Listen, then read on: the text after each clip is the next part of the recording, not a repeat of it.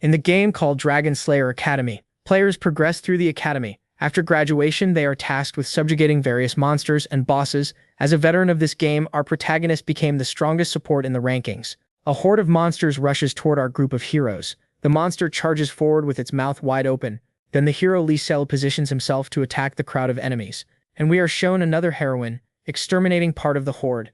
Right after that, we see a black knight facing a giant serpent, and he was preparing to attack. Without hesitating, he drives his sword into the giant serpent's skin, splitting it in two. The knight Ko Johan lands on the ground. After defeating the horde of monsters, the heroes gather in a ruined arena, with the protagonist thinking about what he loved most in the game.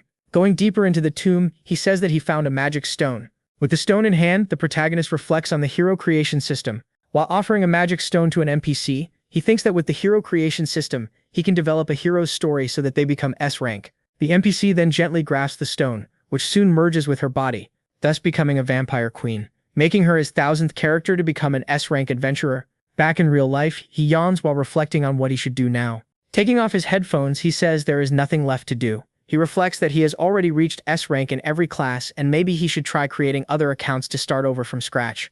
Looking at the notification on his monitor screen, he reflects that a notification had arrived.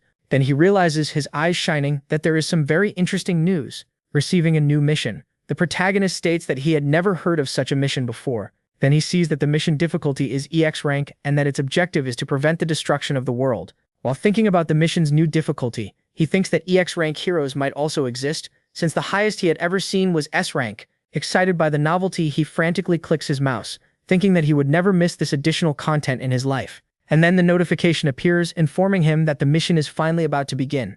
He is then teleported to a forest, and he reflects on whether this might be the forest inside the game. He recalls that it looked like the tutorial forest, and wonders if he is really starting from zero. A status window appears, and he notices that all his stats are at 0. Then a notification about the reincarnation rewards appeared, informing him about the copy skill. He wonders what that is, and soon comes to the conclusion that it must be the perks of reincarnation. While he reflects on his new abilities, a pop-up appears. The pop-up shows the tutorial objective, saying that his goal is to survive for 10 minutes. However, he hears a thunderous sound coming from above him, which catches his attention. In the sky, 2 giant dragons fight each other violently without stopping. Looking up, he is startled by the presence of the 2 dragons. Right after that, he starts running desperately, trying to escape. But while he flees, he realizes that the dragon is preparing to launch an attack. He soon realizes that this would be the perfect moment to use his copy skill. As the battle between the furious beasts unfolds, our protagonist thinks that in order to copy the beast's abilities, he must observe the exact moment they are unleashed. Then an explosion happens in the forest because of the intense battle between the 2 dragons. Meanwhile, our protagonist carefully watches the dragon in order to use his copy skill, and then a notification is displayed saying that he successfully copied an S-rank elemental skill. Looking at the dragon from behind a tree, he reflects that he did not expect to get an S-rank skill so soon. However, he reminds himself that without a greater amount of mana, he would not be able to use the newly acquired skill. He then notices that the direction of the wind had changed drastically and becomes alert. In front of him, the red dragon has gathered a large amount of fire in its mouth, preparing for an attack. At the same time, the blue dragon also prepared for an attack. Seeing the imminent attack, he realizes that both are going to use their strongest attacks. Knowing the danger, he starts running to get away from the impact area. Then the red dragon fired a breath of fire at its opponent, and as a consequence, the blue dragon also unleashes its electric breath. Running desperately, the protagonist tries to escape the explosion coming right behind him. Soon the notification informs him that he completed the first tutorial, and the second phase of the tutorial is promptly presented to the protagonist, saying that he must board the train to the academy, changing the scene to a train station. Inside the cabin, a young man says there are no seats and asks to sit with a girl who is seated there. Seeing that she does not react, he asks if she is sleeping on the table. At that moment, the protagonist abruptly enters the room, asking if there was an empty seat. Turning around, the other young man says there is a spot, but that the girl was not answering him. Waking up suddenly, the girl lifts her head and looks at the 2 young men. Pointing to the empty seat, he asks if he can sit next to her, and she agrees. Sitting down, he introduces himself as Kim Ho, while she says she is Seo Yain. After that, Yain invited the other boy to sit down, and he thanked her and introduced himself as Hien. Very grateful, Hien promises to return the favor, while the protagonist asks why he was late. In response, he said he had been observing the dragons for a long time, which makes our protagonist remember the dragons from his tutorial. As the train begins to move, the journey toward the academy finally starts. At that moment, he thinks that he didn't know the 2 new classmates, and while observing the people in the train cars, he realizes he doesn't recognize any of the students or staff. Because of that, he understands that he needs to stay alert to all future changes in the story's events. Then he notices that the girl beside him is staring at him. It is revealed that Seo Yain possessed eyes capable of analyzing all the attributes of the people around her. When analyzing Hien, her status window showed only attributes she considered ordinary. But when she looks at Kim Ho, she sees a status full of question marks, making her think he is special. But noticing the girl's fixed stare, he turns and asks, "Why are you looking at me like that?" Deep in thought, the girl remembers advice her mother had given her about being kind to people. Having an idea, she then picks up her luggage with determination. From inside the suitcase, she took out a package full of chocolate cookies. Holding it out, the white-haired girl asks if the boy would like to eat one of the cookies. Slightly awkward, he thanks her and asks if she made the sweets herself. Confirming it, the girl merely comments that the taste is at least decent. While eating the cookie, the protagonist asks Kim Ho if that thing beside him is a sword. Kim Ho then explains that it is a sacred relic, but it is still sealed from any kind of use.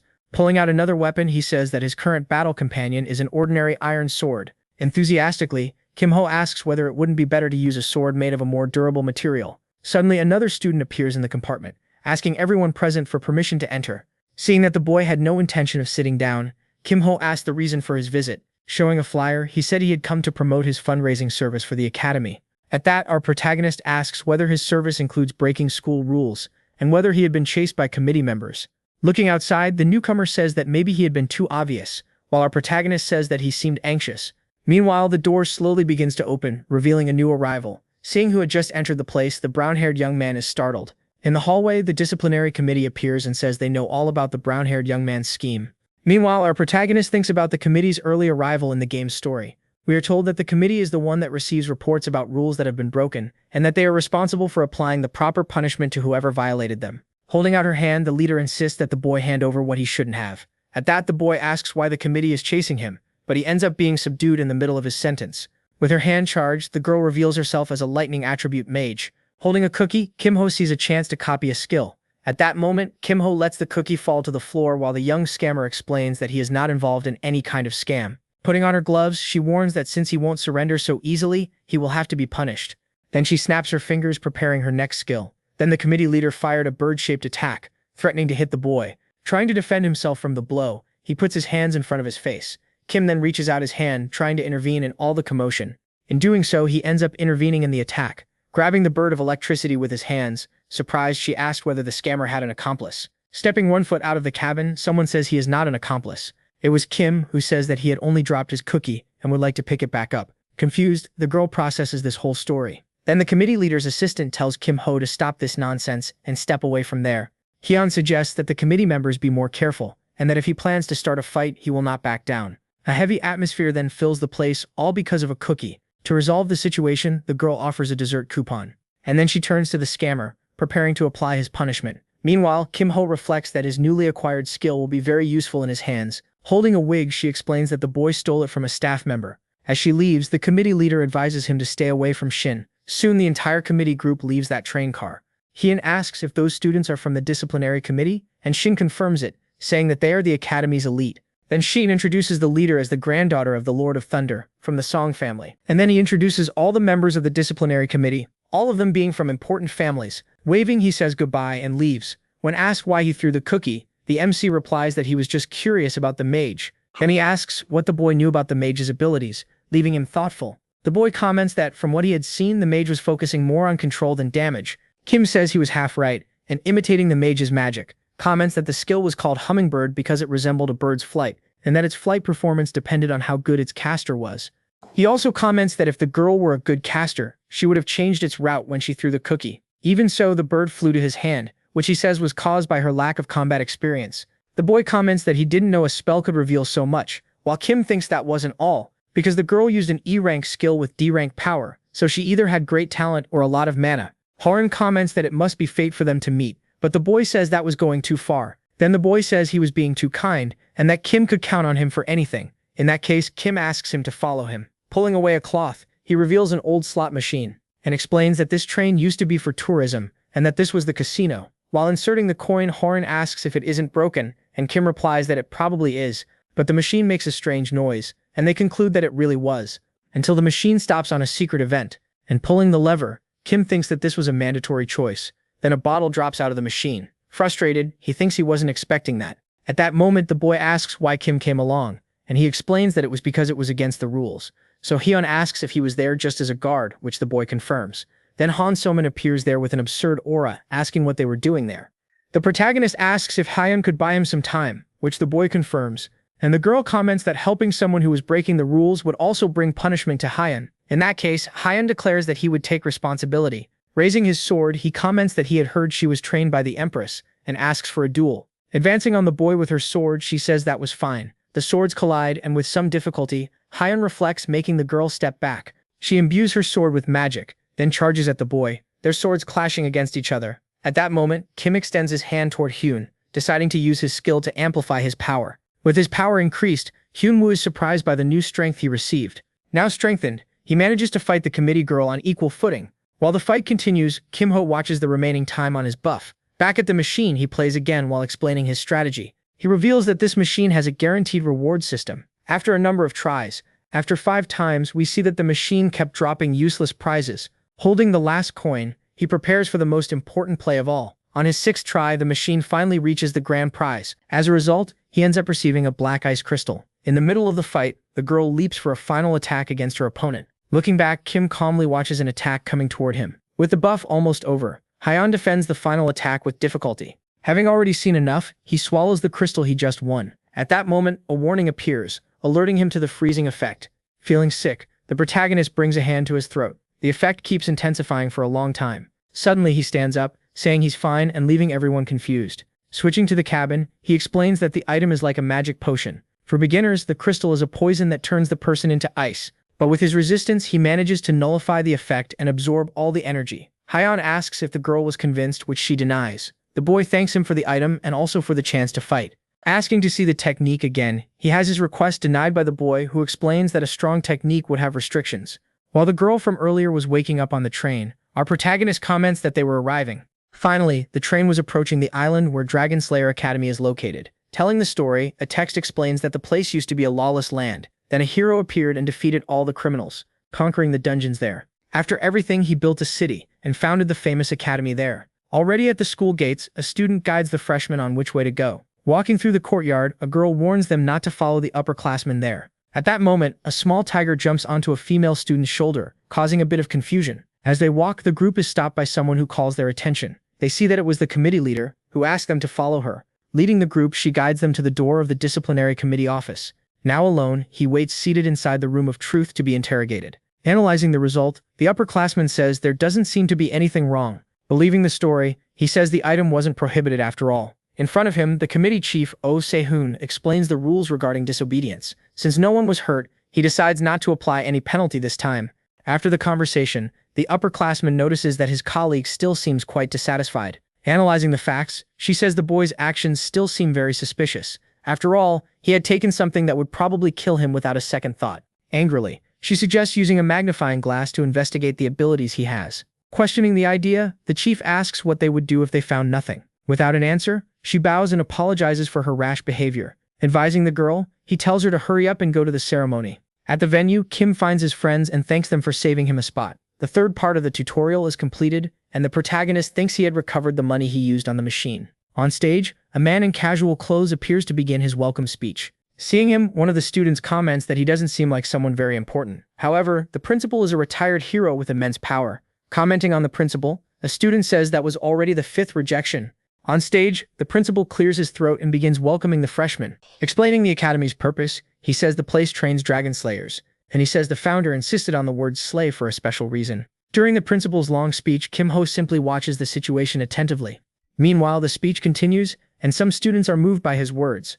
Wrapping up his speech, he wishes for everyone to become true heroes at the academy. Kim-ho asks if he didn't find it boring, but his classmate strongly denies it. Next, a teacher goes up on stage to give the students some important notices, warning that freshmen are only allowed to go to the first floor of the dungeon. With a serious look, she asks everyone to study the rules to avoid problems. Ending the ceremony, she tells everyone to return to the dorms without delay. Suddenly, one of the students stands up and calls everyone to go eat. Seeing the injured boy, Hyun-woo asks what happened to his face. Pointing his finger, he warns that tomorrow will be the first day of class. Switching to the dorm, Hyun-woo waves goodbye to his new roommate. Inside his room, he takes off his jacket, deciding he won't just go to sleep. Putting his uniform away in the closet, he prepares for what he will do next. Then he sits on the bed and begins to meditate to make the most of his free time. With his hands, he concentrates all his energy to finally form a core. Any ability would depend directly on a power source like that. After absorbing the crystal, he smiles, confident that he would get a good result. Meanwhile, in Hyun's room, he was also meditating so he could concentrate. Remembering the fight, he thought about So-mi, his first truly strong opponent. Without Kim Ho's intervention, he knows he would have lost that confrontation earlier. Ever since they met, he had noticed his friend's posture and confident gaze. Looking at his sword in the corner, he wonders whether he should ask for some help. Giving up on the idea, he chooses not to ask, considering Kim Ho his first friend. Going back to meditating, he smiles and decides he will try to do everything on his own. The next day, the students chat while waiting for class to begin. Yawning, Yeon arrives in the classroom, looking like she had just woken up. With no teacher present, the students begin to wonder who would be in charge of the class. Out of the corner of their eyes, they notice someone approaching, but when they see who it is, they are all shocked by the unexpected appearance. In front of the class, the new teacher introduces himself to the students as Lee Sudok. Pointing at a female student, he asks her to say what people call him. Stammering, she calls him the Human Butcher, leaving Kim Ho surprised by the name. In the Academy's world, there were people who transcended their limits and became villains. Lee Sudok's task was to hunt down and capture all those dangerous villains. He explains that he is there at the principal's request and that he is a professional. He also warns that he would rather kill than see bad grades. Getting straight to the point, he writes on the board and begins explaining the grading system. Talking about the scoring, he reveals that the attitude grade can be negative. Warning that he will be watching, he comments that they may meet again after graduation. Continuing the explanation, he details that the exams involve conquering various dungeons. In addition, there are PvP battles, where the evaluation is entirely relative between them. Showing the board, he asks if there are any questions and tells everyone to go to the arena. In the arena, the students were already fighting each other, and the crowd cheered with every blow. That was because they were in a knockout round.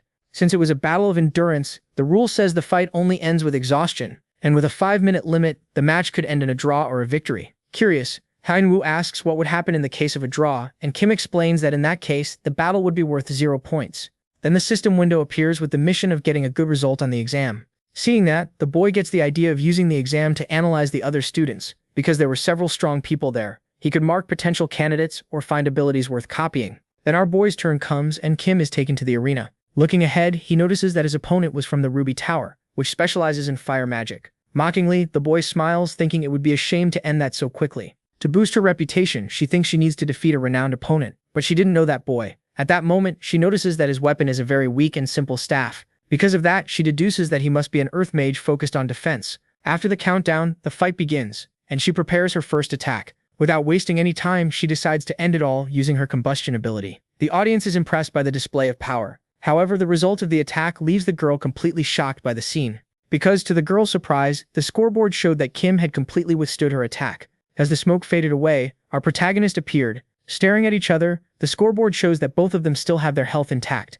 Worried, the girl wonders if Kim had used something to resist her magic. Casting another spell, she decides that in this case she would use something different. Our boy looks down, noticing a magic circle beneath his feet. Because of his confidence, the girl from Ruby Tower cannot understand her opponent's attitude, and wonders why Kim is standing still. The girl then grits her teeth, saying that in that case they would see if he could withstand that. On the other hand, the boy merely stares at her. Then a pillar of fire appears on the spot. Some people commented that it was to be expected from someone from Ruby Tower. After the attack, the girl is exhausted. When the smoke clears, she can see that the boy is still unharmed. Then casting a lightning spell, which quickly heads toward the girl who is in shock. She barely manages to dodge. However, the bird changes course, hitting her. As the girl falls to the ground, the paralysis effect is applied, and Kim comments that the battle had come to an end. He also advises her to save her techniques for the next rounds. Still paralyzed, she can only grumble. Seeing the girl on the ground, the audience is shocked by such an unexpected defeat. Noticing the attention, he realizes he ended up drawing more attention than expected. Without even getting a break, he is called again for the next fight. In the audience, the students are surprised to see that his opponent is Song Chun-hai. Putting on her gloves, she says he is lucky to be fighting her now. The two stare at each other for a moment until the young man gives up, surprising the girl. This even catches the instructor off guard, and he asks why. At that, the boy explains that he was still tired. Even so, the professor comments that it would be better if he stayed. However, he asks if Kim is sure, which the boy confirms. While hearing this, the girl clenched her fists, then commenting that he was pathetic, and saying that her grandfather always said that those who endure discomfort can reach the top. Kim then remembers that the girl's grandfather was the famous Lord of Thunder. Reflecting on the advice, he says it does not apply to his own case. With disdain, he leaves the place, telling her to consider that a victory. Turning her back, the girl comments that she regretted expecting anything from him. Remembering something, our protagonist calls out to the girl, and while being teleported, reminds her that she owed him a coupon. Hearing that, the girl gritted her teeth. Being called to fight, she finds her opponent, a boy from Topaz Tower. Seeing the aura around the girl, the boy is startled, and as soon as the fight begins, the girl fires a lightning bolt at the boy. The very next second, all we can see is her opponent lying on the ground.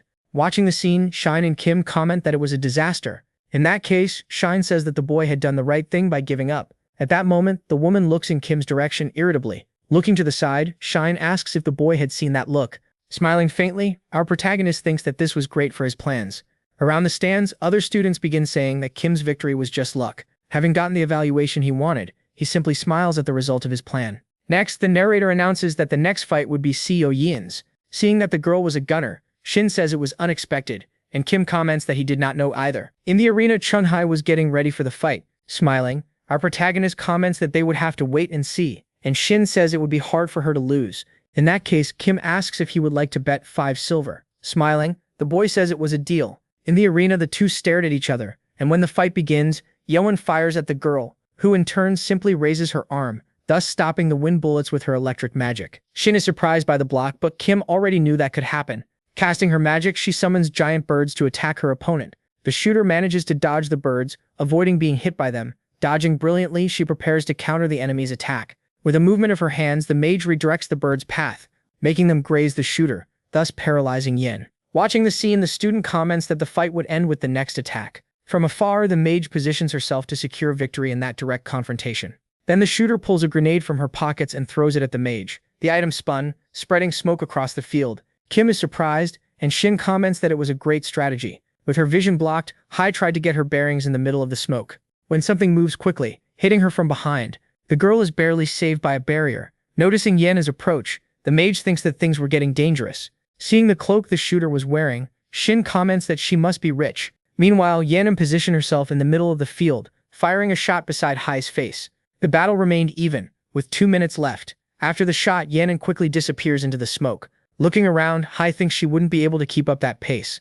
At that moment, the sniper appears, sliding in behind her. A shot is stopped near the back of her neck, while she realizes she would need to predict the bullet's trajectory. Another bullet collided with the barrier, and Hai quickly advances toward the source of the shot. Using electric magic on the ground, she forces the sniper to jump. With a slight smile, the mage points and says she found her. At that moment, a bird approaches Yayan's face, paralyzing the girl where she stands. The timer reached 0, and we see Yayan on the ground. Shin seems surprised, while Kim thought everything had happened just as expected. After all, that girl had no rival among the freshmen worthy of matching her. Watching Yin get up, he thinks that just managing to hold out that long was already impressive. Holding out his hand, Shin pays the bet and asks if Kim would like another bet, making our protagonist ask if he was addicted. However, Shin comments that he would change his mind when he saw who would take part in the next round.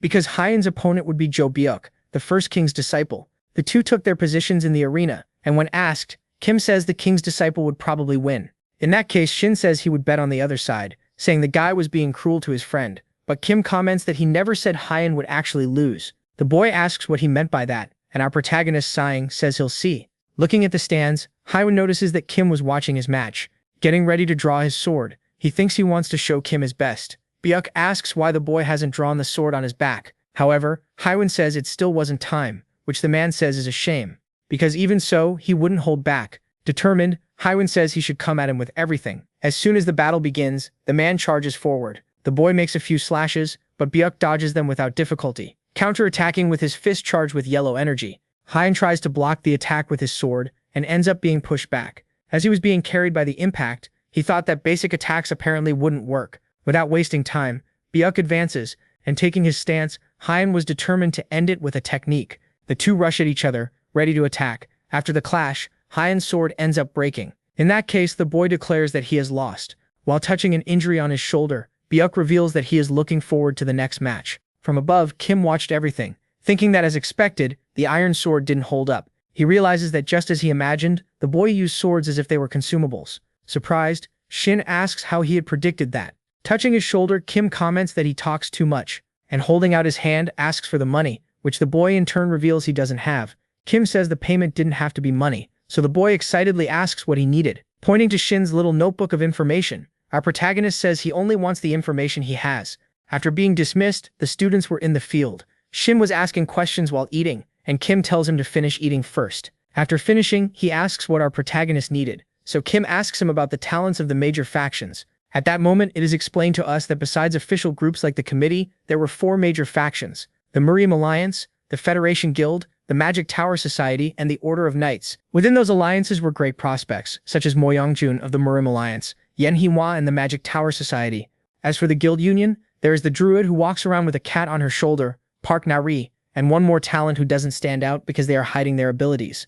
And last but not least, Li Xiong Hiwan of the Order of Knights. While flipping through his notepad, Shin finishes by saying those were the only ones he considered strong. He wondered where Hyeon had gone, when he remembers that he needed to find the club president, so he hurriedly leaves the place. With only Yehu and Kim left, the atmosphere becomes awkward. Watching the girl, he thinks that maybe because she was his first friend in that world, he felt bothered seeing her sad. Suddenly bringing up what happened on the train, our protagonist catches the girl's attention, and says that with everything that happened, he ended up getting a coupon, and since the cookie was hers, Yen Hee-wan had a share in it. So taking a pie out of his inventory, he says they should eat it together. While they were eating, the girl calls out to Kim, asking what he thought was the reason she lost to Chun-hye. Sighing, he explains that it was difficult to break a barrier with magic bullets of that level. Holding out his hand, the boy comments that even so, if she strengthened the magic bullet with mana training, the story would be different. The girl asks what that kind of training was for, surprising Kim, who asks if she had really never done it. In that case, he asks how she had created a magic bullet. Sometime later, our boy was left surprised, asking if she had really never trained, which Yen Hee-wan confirms. Kim is impressed, thinking the girl could only be a genius, and wonders if all this time she had been fighting using only instinct.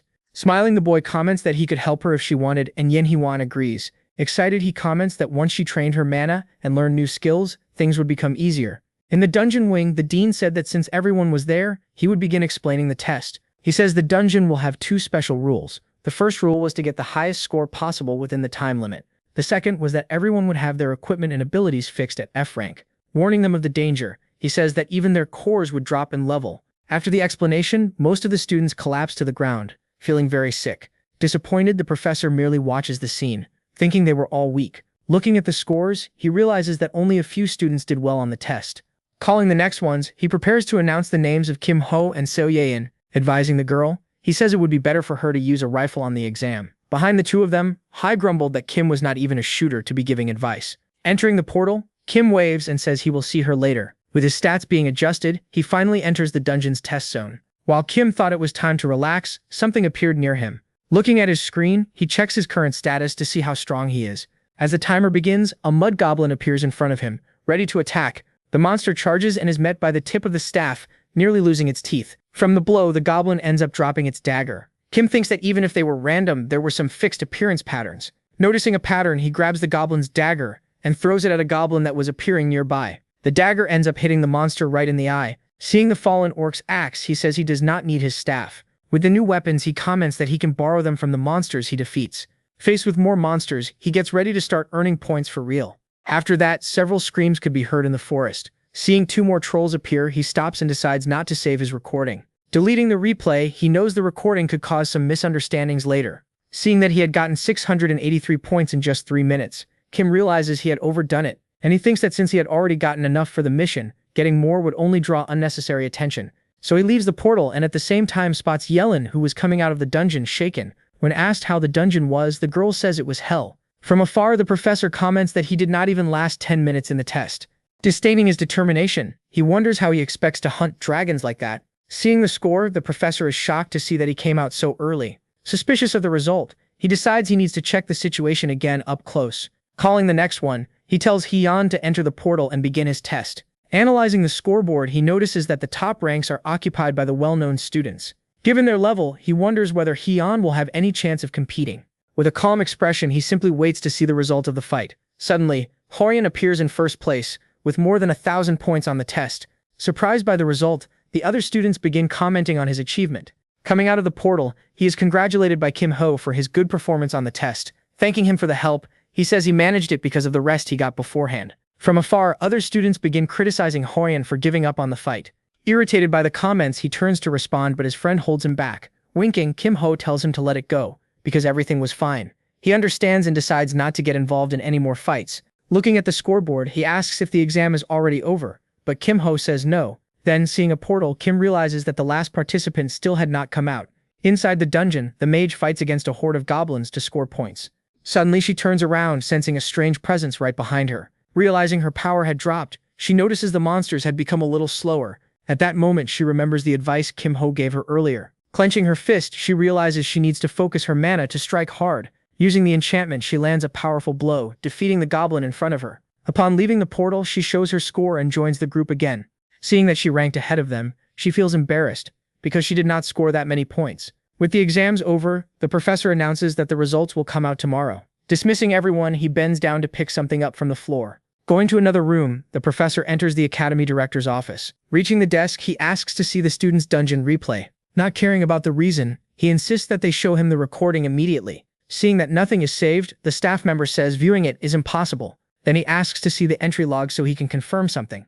Analyzing the data, he realizes the boy deliberately deleted his recording. Looking at the records, the professor realizes the boy hid his true abilities. The academy did not have only allies, but also many enemies infiltrated nearby. If one of them had infiltrated it, he needed to take action very quickly. When asked about the director, he refuses, saying he will not give any information about it. Deciding to observe more, he does not want the boy to hide himself even further. Looking at the screen, he decides he will keep an eye on the student for a while longer. With a serious look, Kim seems to sense that someone is watching him. In the cafeteria, the group gathers so they can talk a little more at ease. Sleepy, the girl says she's going to sleep, but the boys keep talking. Asking to see the catalog, he picks up a glass and gets ready to explain. Showing his ID, he comments that they now have a new point system. Kim explains that it was a currency used within the academy, and that they were earned in dungeons. Dropping a leaflet onto the table, Kim asks if he hadn't seen the replay message, making the boy remember that he had accepted it. Then with an orb in hand, our protagonist says that Hyun could buy anyone's replay with those credits.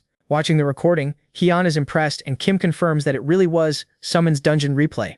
The protagonist comments that since Hyun earned a lot of points, he should be selling a lot too, which the boy finds out is true. Thinking for a moment, the boy realizes that having his replay sold wasn't very good, and Kim agrees, since they could discover his weaknesses. Warning him of the danger, he says that his weak core could be exposed soon. Smiling, he comments that despite the risk, the points were worth it in the end, because there were special training rooms to strengthen internal energy. Surprised, his friend stands up, shocked to learn that a place like that existed. Sitting down, he deduces that points would be needed to use the room, which Kim confirms, saying it was 500 points for 6 hours. Hyun thinks that if it were once a day, and Kim adds that he wouldn't be able to spend them all even if he tried. Then the boy asks if there wasn't another way, and Kim, with a smile, reveals that there was a season pass. However, he says that to get the pass he would need to be the best in his club, in other words, take Mo Young-jun's position. Hearing that, Hae-kyun was already giving up, and seeing the difficulty, Kim offers to get the pass in exchange for a favor. With a smile, he asks his friend to enter a dungeon with him. With a trembling hand, he warns that the dungeon is dangerous and could risk their lives. Looking at Kim Ho, he says that he can't refuse a path to becoming stronger. Thumping his chest, he accepts his friend's proposal. In that case, Kim says he could get the pass in 2 weeks. In a workshop, our boy was asking if anyone was there. With his back turned, the owner of the place asked who the boy was. Awkwardly, Kim explains that he was interested in the Magic Engineering Club, in which case the man tells him to go to Workshop 1. The boy insists, irritating the engineer, who impatiently tells the boy to look around and leave already. Thanking him, Kim Ho winks and says he'll take a quiet look around. Watching the man work, the protagonist notices that it was a rank B skill. Extending his hand, he uses copy, thus copying the magic engineering technique. Moving on to the next objective, he thinks that it should be somewhere around there. With a smile, Kim says he found it. Turning around, he says he found something interesting. Looking at the design, the boy says it's useless because no one can make it. With a reagent in hand, he offers to trade it for the cube blueprint. Seeing the item, the man thinks it wasn't that amazing, but when it came to magic engineering, you could never have enough.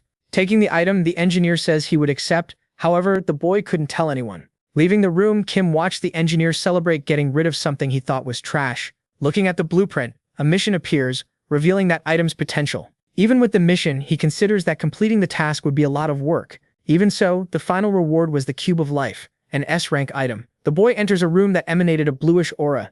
Entering the mana training room, Kim thinks that for someone who created heroes, he knew how to do this without missions. Using his skill, he amplifies the rank with his Magitech to S-rank. Like a magic cube, the boy moved the pieces patiently. Little by little, time was running out, and Kim thought that at this pace it would take 3 days.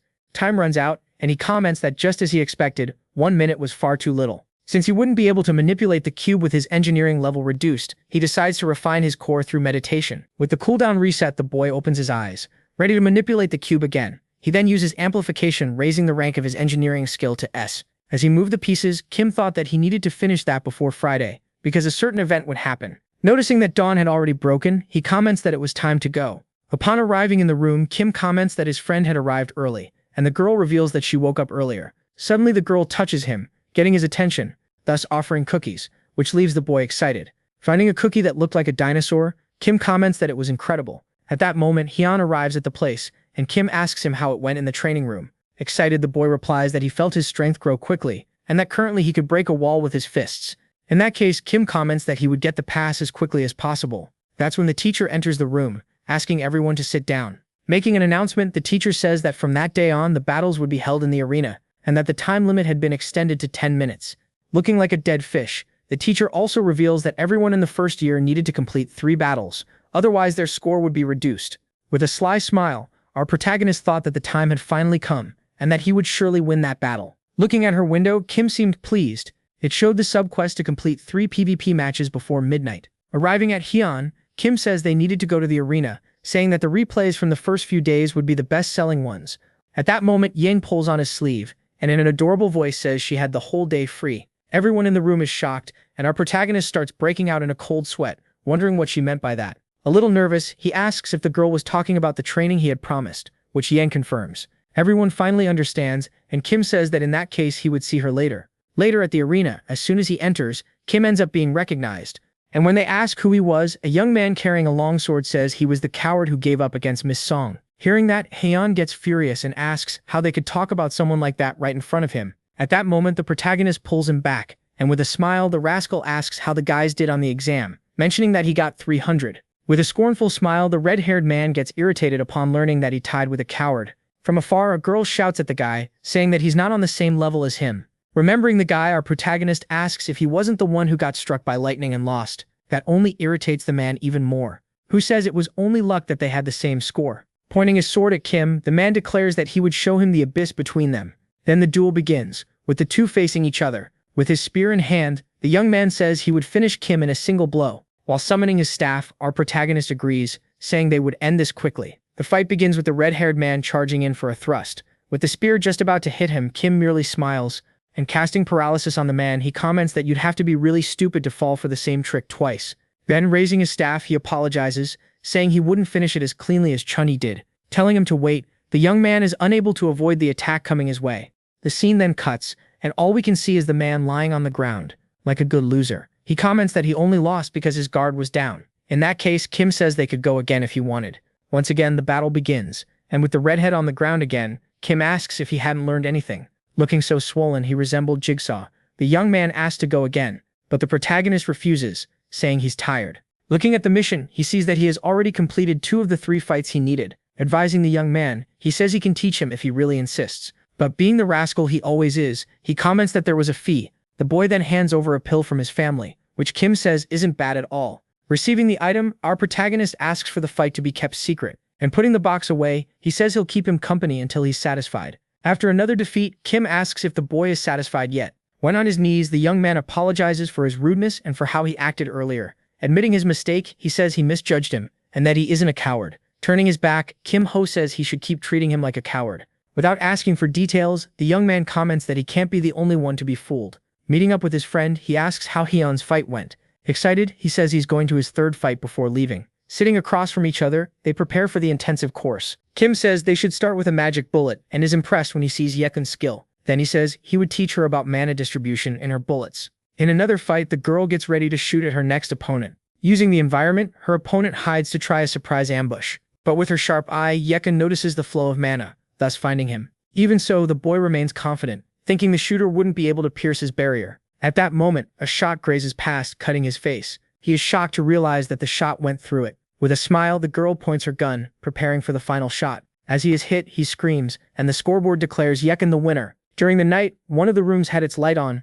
Looking at the recording, the professor notices the extraordinary movement of the electric bird. He then picks up another orb and notices that during the placement exam, Yekun's bullets were merely pieces of mana. But in the new recording, it was a perfect magic bullet, making him wonder if someone could really change that much. Remembering the conversation between Kim and the girl during his class, he notes that the young man was probably involved. Looking at the young man's image, the professor wonders what his identity is. At the same time, our protagonist was working on building the magic cube. With a smile, he thought he had finally finished. In front of him, the Davida cube shone radiantly. He thinks that thanks to the rewards the boy from earlier gave him, he managed to finish it and even strengthen his core. With everything prepared, he decides that it's time to do a little advertising. Walking down the hallway, he comes across the druid Park Nari, a promising member of the guild union. He mentally apologizes, saying he needed her help. Opening the box, he thinks that animals are sensitive to life energy. The very next second, the tiger jumps into the box. As she approaches, the girl apologizes while telling her pet to come back to her. The girl seems to have noticed something, and Kim thinks that, just as expected, she had sensed the life energy. Like a good actor, our boy asks her to hurry up and take the tiger away. Smiling, Neri asks if he was from class 3, which Kim confirms. A little nervous, she apologizes again as she leaves. In the classroom, the teacher announces that they're going to collide. Looking at the clock, he anxiously waits for class to end and for lunch. With 30 seconds left, the teacher says she'll end the class there. When time runs out, one of the students stretches, but notices something strange because an orb had appeared right in front of everyone. Suddenly, the orb expands and the students begin screaming in despair. Not understanding anything, Shin wonders what was happening. Since nothing had happened to him, the guy wonders what that orb was while a number appears on his forehead. At that moment, the students begin to notice the numbers. Then it is revealed to us that this was due to a banishment wave carried out by the Academy, with the goal of inspecting and putting an end to the use of banned items. A little nervous, Kim realizes it had started. Heeseon comments that it was interesting, making Kim realize they had never gone through this before. Even so, he thinks there was a problem, as he looks at Shin, who was complaining about the situation. Approaching him, he asks whether the president of the guy's club hadn't told him about the inspection, and the boy says not that kind. Crying, the guy clings to his items saying that if they took everything, he'd be screwed. In that case, the protagonist offers help, but Shine hesitates. Noticing this, Kim is ready to leave when the guy pulls him back asking for help. Smiling, the sly protagonist comments that he'd owe him one, which Shine promptly accepts. Touching the box, Kim tells him to store the banned items in there, prioritizing the valuable ones. The guy asks what would happen, but Kim says they don't have time for that. At that moment, he hears footsteps and hurries Shine along. Shouting like thunder, Hai arrives in the classroom accompanied by the council, ordering everyone to stay still. Noticing the two under the table, the girl asks what they were doing. Standing up, Kim replies that they were resting, and Hai just smiles knowing they were up to something. Trying to cover for the boy, he confirms it, and the woman tells them to give up already, because nothing would get past the orb unnoticed. After holding on for a while, Hai notices that nothing had reacted. Commenting that nothing had happened, Kim asks if he can return to his seat, and the girl allows it. Sitting down, he thinks that this was exactly why he wanted to finish before Friday, because an item that could avoid the banishment wave was very valuable. As they left the classroom, Shine thanked our protagonist for getting him out of that problem. Blinking, Kim reminds him of his bet, and Shine comments that he would never run from a debt. So, the protagonist says they should go to the club room to unlock the items, which the guy agrees to. Then it is explained to us that the guy was part of the Thieves Club, responsible for prohibited items in the academy. Opening the door, Shin calls someone Big Sis, saying they had arrived. And the very next moment, he is thrown backward by a kick from the woman, who asks if she hadn't told him to take it easy. Stepping on the guy, the girl reminds him that she had told him to pay attention when she was talking to him.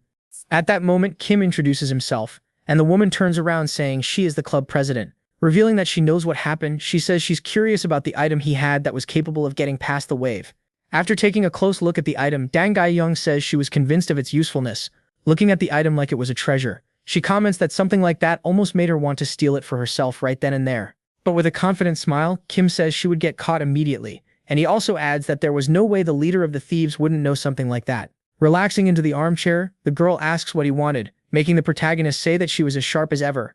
Guyung says they were broke, as he could see, so they didn't have much to offer. At that moment, Kim reveals that for what he wanted, she would be more than capable of handling it, making the girl ask what it was. With a mischievous smile, our boy says he wants her to take him to the temporary warehouse. Unable to believe what she had just heard, the girl asks if he was crazy. Then we find out that the temporary warehouse was where confiscated items were kept to be analyzed, and that almost no one knew it existed. Kim says he thought the girl was going to that place the next day, making Gaiyu Young ask if the disciplinary committee had sent him there. Our boy denies it, saying he just had something he needed in that place. The woman thanks him for the help, but says that after all the work they had done, they couldn't just let him in and take the reward. At that moment, Kim reminds them that the place was guarded by the committee and that it would be difficult to get in and escape after the job, so he asks what she thought of him helping them with that, in exchange for going with them. Resting her hand on her chin, she thinks that if they hid important things in that cube, they could be sure they would escape. In that case, Kim asks whether they had a deal. During the night, there they were, all ready for the plan. The leader asked if everyone was ready. They confirm, but ask who the new boy was. She explains that Kim would help with the job, and that they should make sure to support him. While the others wondered whether it was really okay to bring a rookie into something so important, Shin approaches, saying it's a pleasure to meet him. Hacking the facilities, a girl warns that there was only 1 minute left, and Gai Young says she would provide support from outside. To Kim, she says the boy shouldn't draw attention, and that when they found it, he should go after the rare and small items. With that, she begins the infiltration. Kim thinks about copying the silent steps, since he wouldn't need Magitech for a while with the cube ready. Then he extends his hand, thus copying the footsteps of a B-rank thief. Outside the place, a council member was humming butterflies, flew around the area, when a strange butterfly lands on his shoulder. Suddenly, the insect explodes, catching the guy off guard. Wrapped in a dark cloth, he could only see footsteps approaching. On the third floor of the old building, someone was complaining about the number of security spells in the place. At that moment, a council member appears, making Shin think the timing was awful. The guy raises his staff, warning about intruders, when the twins appear and pin him down. As everyone passes by, Shin comments that if the guy resisted, it would only make everything harder. Spotting the temporary warehouse, the leader says they should wait a bit while they check things out before breaking in. Then she summons a mirror using it to look. She spots a council member guarding the warehouse and says it was too much for her to handle alone. Realizing it wouldn't be easy, Kim decides to help. He then asks if she knows how to use shadow butterfly magic. Surprised, she says yes, but that her skill is still weak. Buffing the girl's ability, the protagonist says that was already enough. She asks how he had done that, but our boy replies that they didn't have time for that. That makes the leader wonder who the hell that guy was. Leaving that aside, she casts her magic, Dark Dreams.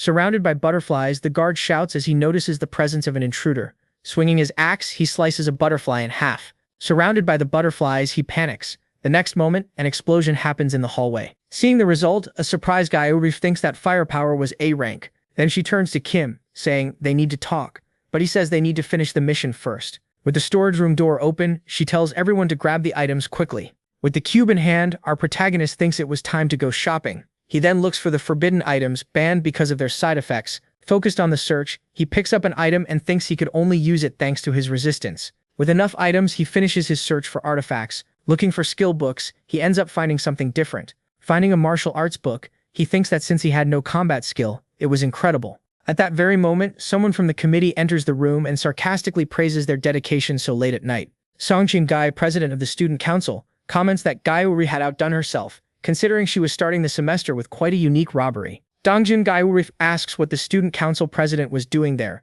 Without paying attention, Songjin Gai orders them to surrender and follow him. Knowing that delay is dangerous, she prepares to act against them. Then she shouts for her team to run away. Using her ability, she creates a shadow barrier to hide her group. When the magic ends, the two realize that everyone managed to escape from there. At that moment, Guak Sungjae uses an orb to report the intruder's escape. Far from there, Kim was running through the hallways of the place. When he realizes it, something is about to hit him, and he barely dodges it. At the end of the hallway, Sungjae appears, praising and surprising the boy. With green glitter coming out of his amulet, the man comments that although he recognized most of them, he had never seen the boy before. Noticing that Kim was silent, Sung asks if he would even hide his voice. Summoning stone spikes, he comments that if that was the case, it seems surrender was not an option for the boy. At that moment, Kim uses his hummingbird. This surprises the man, who says that in any case it wouldn't change anything, as he summons cannons. Kim's bird cuts through the hallway, deflecting the bullet's trajectory. While being hit by the hummingbird, Sung is impressed by the control and thinks that without defensive spells he'd be done for. As Kim passes by him, the man comments that it was incredible for a new student. Realizing something, the boy is startled, because he was surrounded by cannons, and the man warned that he wouldn't give him another chance. Surrounded by a green aura, he said it was time to end this firing at the boy. Watching the attack, he calls him a very insolent and impudent boy. But suddenly he feels an intense heat, and he is surprised to see Kim, whose fists were covered in flames. While using a triple wall, the man realizes that whatever was on Kim's arm could only be forbidden magic. At that very moment, the flames on the boy's fists intensified, and in turn, he destroys all three walls with ease. Looking at his hand, our protagonist notices that skill was quite difficult to control. Since there were no serious injuries, Kim thinks the school wouldn't get involved, but the Emerald Tower and the committee definitely would, and that even if they didn't find anything, they would probably go after his identity. From another corridor, Kim hears someone approaching and decides he needs to get out of there quickly. As Kim disappeared into the shadows, Hai appeared accompanied by her colleague. In the committee's truth room, an irritated Guy Young asked how long they were going to keep her there, telling them to just deduct points and let them go. The council president says his business there is finished and leaves the place. Handing over several sheets of paper, the head of the disciplinary committee remarks that if she cooperated, they would finish this quickly. Flipping through them, she asks what that was, while thinking that Kim had probably only carefully packed small and valuable items. Oh Si-hoon says she should know all about that, and revealing that he doesn't know how, explains that many items had gone missing. However, the girl denies everything, and tired of it, the young man says that if they keep denying it, everyone in her club will be held responsible. In that case, she tells him to just do it, and the young man sighs, revealing that he had expected that from her from the start. As she was leaving, the young man reminds her that the disciplinary action would begin the next day, and she says she is aware. Meeting up with her group, they ask if she is okay and about the punishment, and Ga-young replies that they would talk about it at the club. Counting the people, she asks where the missing member went. At that moment, Hai appears, calling her shameless, making the woman ask what was going on.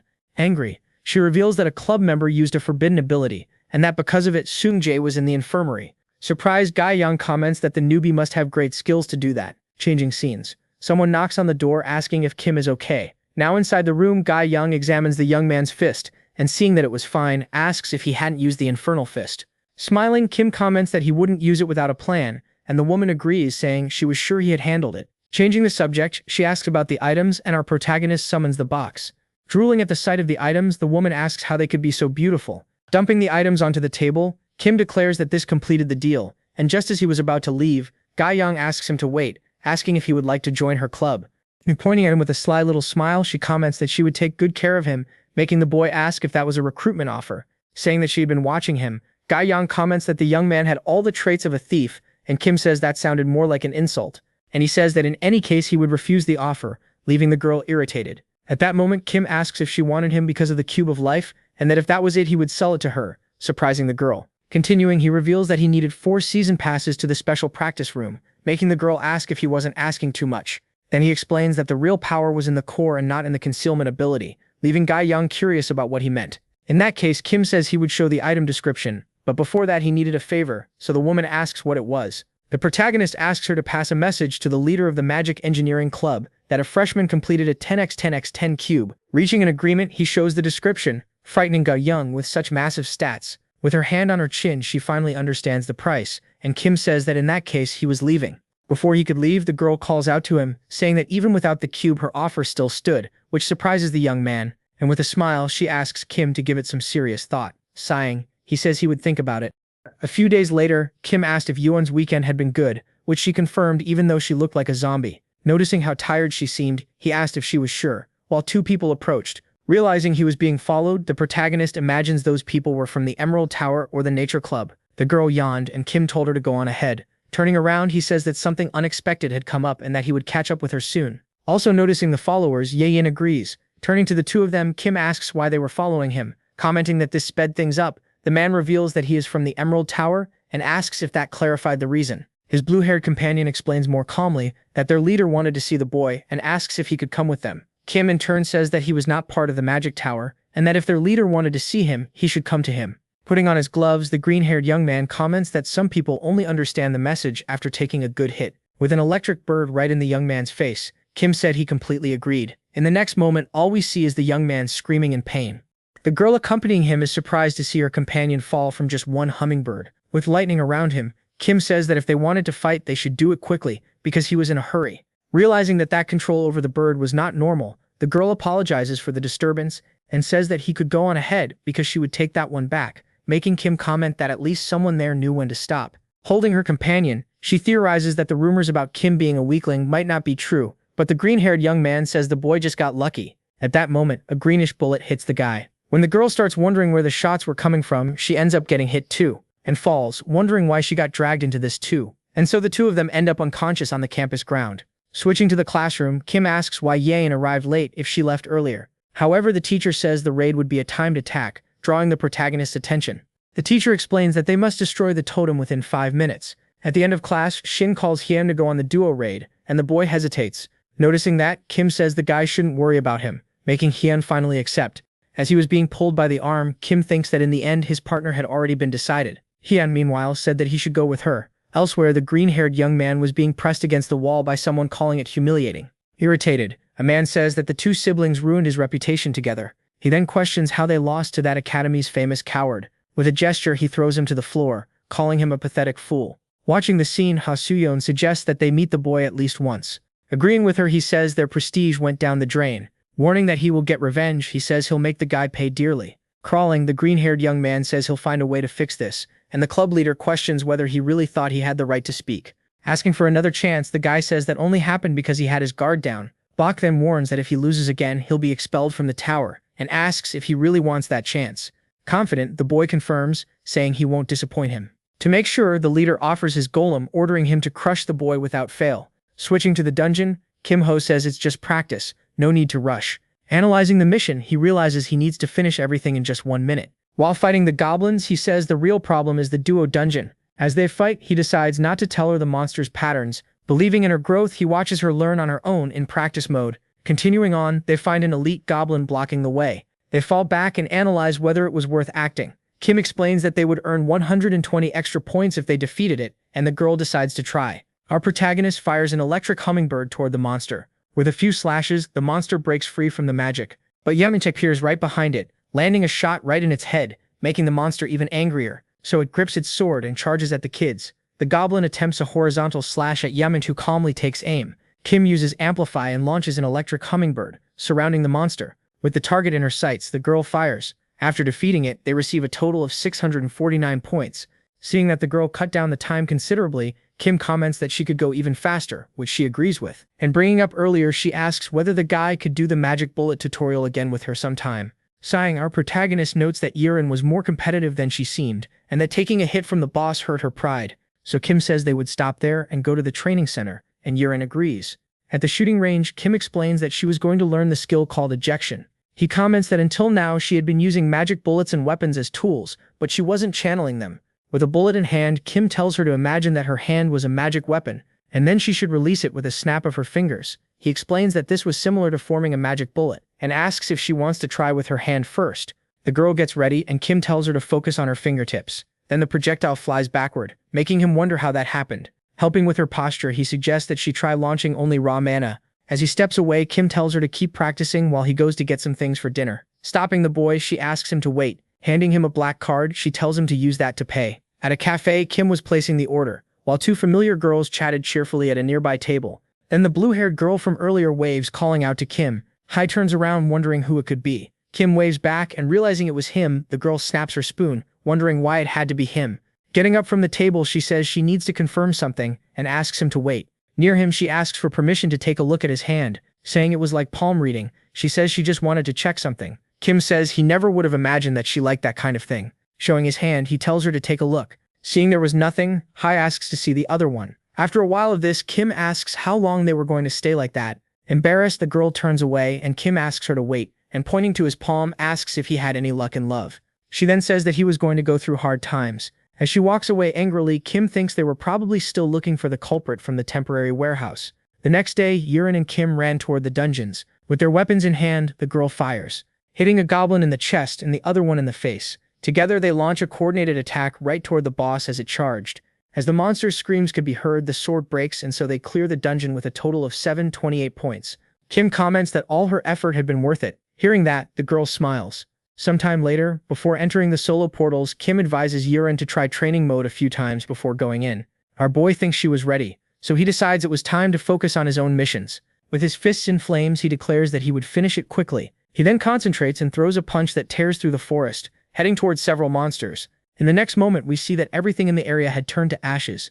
Seeing his high score, he decides to delete the replay before leaving. Then a notification confirms the maximum level reward for completing the mission. Selecting his reward, he chooses the trait he had wanted since the start of the mission. With that, he ends up acquiring a new skill called Blessing of the West Wind. Upon leaving the portal, our protagonist is greeted by someone asking if he was the Kim Ho. Introducing themselves, the leaders ask to speak with him somewhere more private. At the cafe, Ha Sui-yun apologizes for her earlier behavior and says she heard the boy had a special item, which our protagonist reveals he had already expected to be the reason. They ask if they could see the item, and Kim promptly agrees, taking the cube out of his inventory. At that moment, Park Nari's little tiger senses the energy and jumps from table to table, landing inside the box. Seeing the animal being drawn to the cube, Mok Jonghwa confirms that the rumor was true. Feeling the item's energy, Ha Soo-yeon asks if she can see its description. Swearing to keep it secret, they convince Kim Ho to show the cube's information. When they see the item, they are shocked to see something so absurd. Then Ha Soo-yeon asks if he would be willing to negotiate for that cube. Then Mok Jonghwa says the item would shine in the right hands, like theirs. Kim smiles, saying that even though he understood what they meant, he still couldn't help hesitating. At that moment, the girl says she would try to meet any demand he made for the cube, finally getting to the point Kim wanted. Holding up 4 fingers, he asks for training passes and a blank skill book, which ends up surprising the club leaders. Calling the request ridiculous, Jonghwa refuses, making Kim Ho cancel the deal. As Kim was getting ready to leave, someone shouts for him to wait. It was Nari, who says she had been listening from afar and that she had a blank skill book, making Suyeon ask if she was sure. A little nervous, she explains that she still didn't have a skill to use with the cube, but even so, her animal clearly liked the item. In that case, Suyeon says that if she wanted it that badly, she should go ahead, and Nari thanks her. With the conditions accepted, they finally exchange the items on the table. With that, Kim declares that his business there was finished. At that moment, the green-haired boy stands up, saying he still had unfinished business with him, challenging him to a duel. But to everyone's surprise, Kim refuses. Our protagonist asks why he should have to fight just because he wants to, and the boy explains that a duel was a matter of honor. Then, hitting a sore spot, Kim reminds him that he was the one who had teamed up with someone else against him. And turning away, he says he didn't duel without a reason, and that if the boy wanted, he could just brag about having beaten him. Holding up a VIP ticket, Jonghwa says that in that case, he would put an item on the line. Smiling, our sly protagonist accepts. Mo Young-jun tells Kim to choose the date, and the boy suggests 2 days from now. Jun then asks why, and our protagonist explains that he needed that time to learn something new. Laughing at the situation, Jonghwa says that learning a skill in 2 days is impossible, but with a confident look, Kim promises that he wouldn't disappoint him. 2 days later, in the arena, everyone was together, and Ga-young questioned why Kim had accepted the battle, commenting on Jonghwa's bad character. Believing in his victory, a friend says he only accepted because he had a plan. Still worried, the woman decides that she would keep an eye out in case the man tried something dirty. Already in the arena, Mo Young-jun praises him for not running from the confrontation. Then the leader asks if both of them agree to have the fight fully recorded, and at the same time, both agree. And in that case, the leader starts the battle, sending them to the arena. With that, the fight begins. Saying that last time was luck, Suwon warns that this time he'll show the difference in level. Kim moves his fingers with wind magic, thus interrupting Suwon's spell. Falling to the ground, the boy hears the protagonist, who asks if that was all he had to show. Kim tells him to get up already and stop being dramatic. After all, it was just a dirt floor. Angry Jun creates a rock, saying they'll see how long he stays relaxed. Then hurling the rock at the protagonist, who in turn easily dodges with his wind magic. Moving his fingers, Kim alters the spell's trajectory. With the stone heading toward him, Jun shouts, asking how that was possible. In the next moment, all we can see is Kim farming aura as he smashes the rock into the guy's face. Back on the ground again, the guy thinks he couldn't let everything end like that. Then getting back up, he thinks that even if he didn't want to use that, there was no other way. With both hands on the ground, Jun prepares a skill while saying he would see just how much Kim could handle, thus summoning a wooden golem. In the stands, Ga-young called him shameless, questioning why a golem from a third-year student was there. The leader then says that crushing the golem wouldn't be a waste of time either. Worried, Ga-young wonders if they shouldn't stop that unfair fight right now. With Kim facing the golem, he questions how long the guy would remain unharmed against the monster. Even so, the guy seemed calm. Then we go back to 2 days earlier, where Kim was flipping through a book, wondering which support was the most useful. That answer changed depending on the situation, and that was why there were many different types of supports. While staring at the book, he thinks that when looking for a complete one, there was no other choice but that one. Returning to the fight, Mo Young-jun shouts that he'll crush him with a single blow. Then the golem gets ready to attack, raising its enormous wooden fist. Delivering a powerful blow, the golem attacks Kim with everything it has, but Kim dodges. And on top of the monster's arm, Kim activates a wind skill. Approaching the monster, he prepares to use the new skill he learned, thus throwing the golem off balance backward and knocking it down. With his hands stretched forward, Kim uses the windburst skill. From the stands, Ga-young was cheering like never before. Furious, Jonghwa wondered how the hell Kim had managed to defeat even the golem. Then he keeps his promise and hands our protagonist the VIP ticket from the bet. Holding the prize, he makes an offer for the replay video to be made private. At that, Jonghwa understands the situation and asks what he wants in return. His condition is just a small favor to be collected from him in the future. After the deal, his group leaves while Kim stays behind.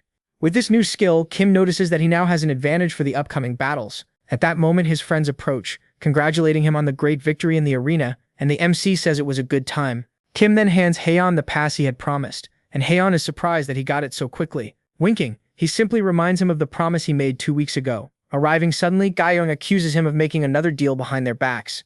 Remembering something, he asks about the request he had made to her, and the woman says that the leader of the magic engineers said he would like to meet him, asking what he thought about that. The protagonist says that was great, and that he would go meet him right away. Upon arriving at workshop number 1, Kim is impressed and thinks the atmosphere is completely different from number 4. At that moment, someone approaches, asking if he was that Kim Ho. Kim was about to introduce himself, but the man cuts him off, saying he is Bong Jae-sok, the president, and says Ga-young explain the details to him. Then he invites him to the club room so they can talk more comfortably. Inside, the president asks if he really completed the 10x10 cube. He explains that the cube project belongs to their club, but says he isn't interested in unnecessary trouble, and that all he wanted was to see the cube completed. Quickly, Kim explains that he no longer had the cube, so the man asks where it was, Hearing that he handed it over, the president says he's leaving, saying this is a waste of time. Before he leaves, Kim asks if the senior really thinks he came empty-handed. Completely shocked, he realizes those papers are the cube's blueprints. Looking over the papers, he notices that the middle part of the design is missing. Desperate, he asks if Kim has the rest, and the guy calmly confirms it. Getting straight to the point, the man asks what he wanted, and Kim, crafty as always, says he wanted to use the equipment there. Agreeing to the proposal, the president hands over the copy and asks for the rest of the design. After that, he invites him to the club, but the protagonist politely declines the offer. Not giving up, the president makes a new offer of access in exchange for designs. With that, he says goodbye and leaves, finalizing the deal they made there. With everything prepared, Kim thinks that now he has the foundation to create his ultimate weapon. Changing scenes, the door of one of the academy's rooms is shown. In the hallway, Guok Seung-jae asks the leader to reconsider his brother's expulsion. Jung-hwa then says the group's reputation was stained because of the defeat. Seung-jae takes the blame for his brother, but then asks whether the fault was really his alone. With that insinuation, he makes it clear that the leader also bears part of the blame. Irritated by the accusation, he asks if the committee is meddling in their affairs. Seung-jae only says that he hopes for a fair judgment in his brother's case. Then the leader asks what he really wants with that whole conversation. Thinking over the proposal, he decides that he will observe the ranking for 2 months. Seung-jae accepts the conditions, saying the time offered is more than enough.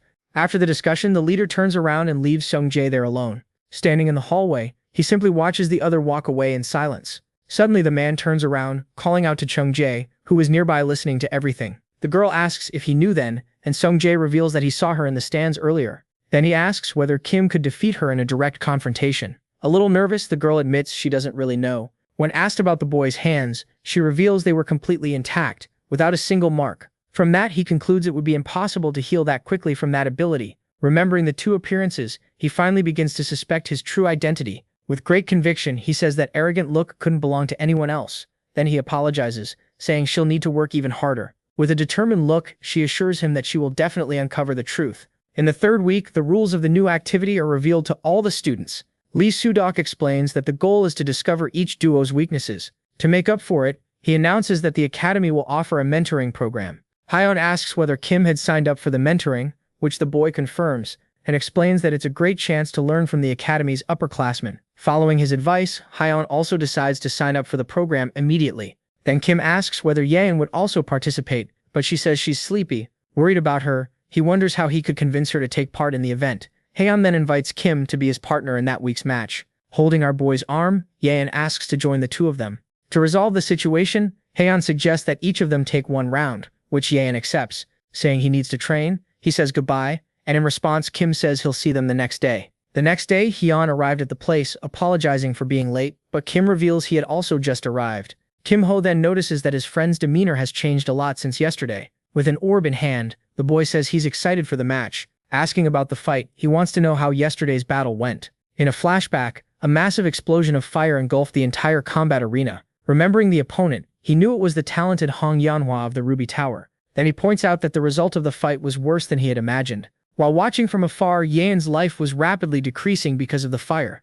Completely surrounded, she stood firm in the middle of all the flames around her. Kim then steps forward, charging at the enemy. A physical-type student steps in front of him. However, Kim pushes him away with his new magic, sending the man flying and surprising the mage. Without wasting time, Kim delivers checkmate with his staff pointed at the young woman's face. He kept a serious expression. In the present, while looking for a match, he comments that he even tried recommending the mentoring program, but says that despite that, she didn't seem interested. And hearing this, Hyeon comments that a lot had happened. Sighing, the protagonist says that the girl really needed to lose to someone at least once. At the same time, a match is found, and they are taken to the battlefield, which this time was set in the desert. Looking around, Hyeon questions what kind of situation that was, because standing against them was Yafin, accompanied by a random guy. Seeing the situation, Kim thinks this is the perfect chance for her to learn. When asked if he's going to win, Kim replies that he will definitely win. As the fight begins, Haeyeon and Kim charge forward. To create a distraction, the girl throws a smoke bomb onto the arena floor. Jumping over the smoke, they say her trick is useless.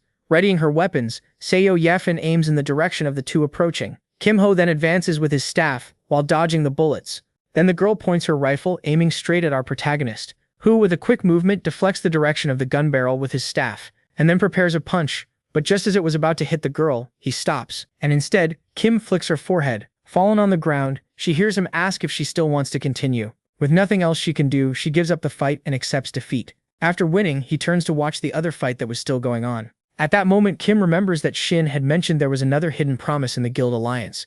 Besides that, he notices something strange in the movement of the man's right hand. Then he shouts for the two of them to stop, and referring to the man, asks him to show the true strength he is hiding. Even so, the man denies everything and says he is fighting seriously. Then Kim says that if the replay bothered him, they could make it private to motivate him, and mentions the man's secret nickname, offering information as a prize for victory. Completely shocked, the opponent asks how he could possibly know that important secret. Kim in turn replies that as he said before, he would only give that information if he won. With that, the man changes his stance. Now wielding his sword in an exotic way, he says he will give the boy what he wants so badly. Seeing the change in his eyes, Henjong also decides to fight with his full strength. After a sigh, the mysterious man charges in with everything he has.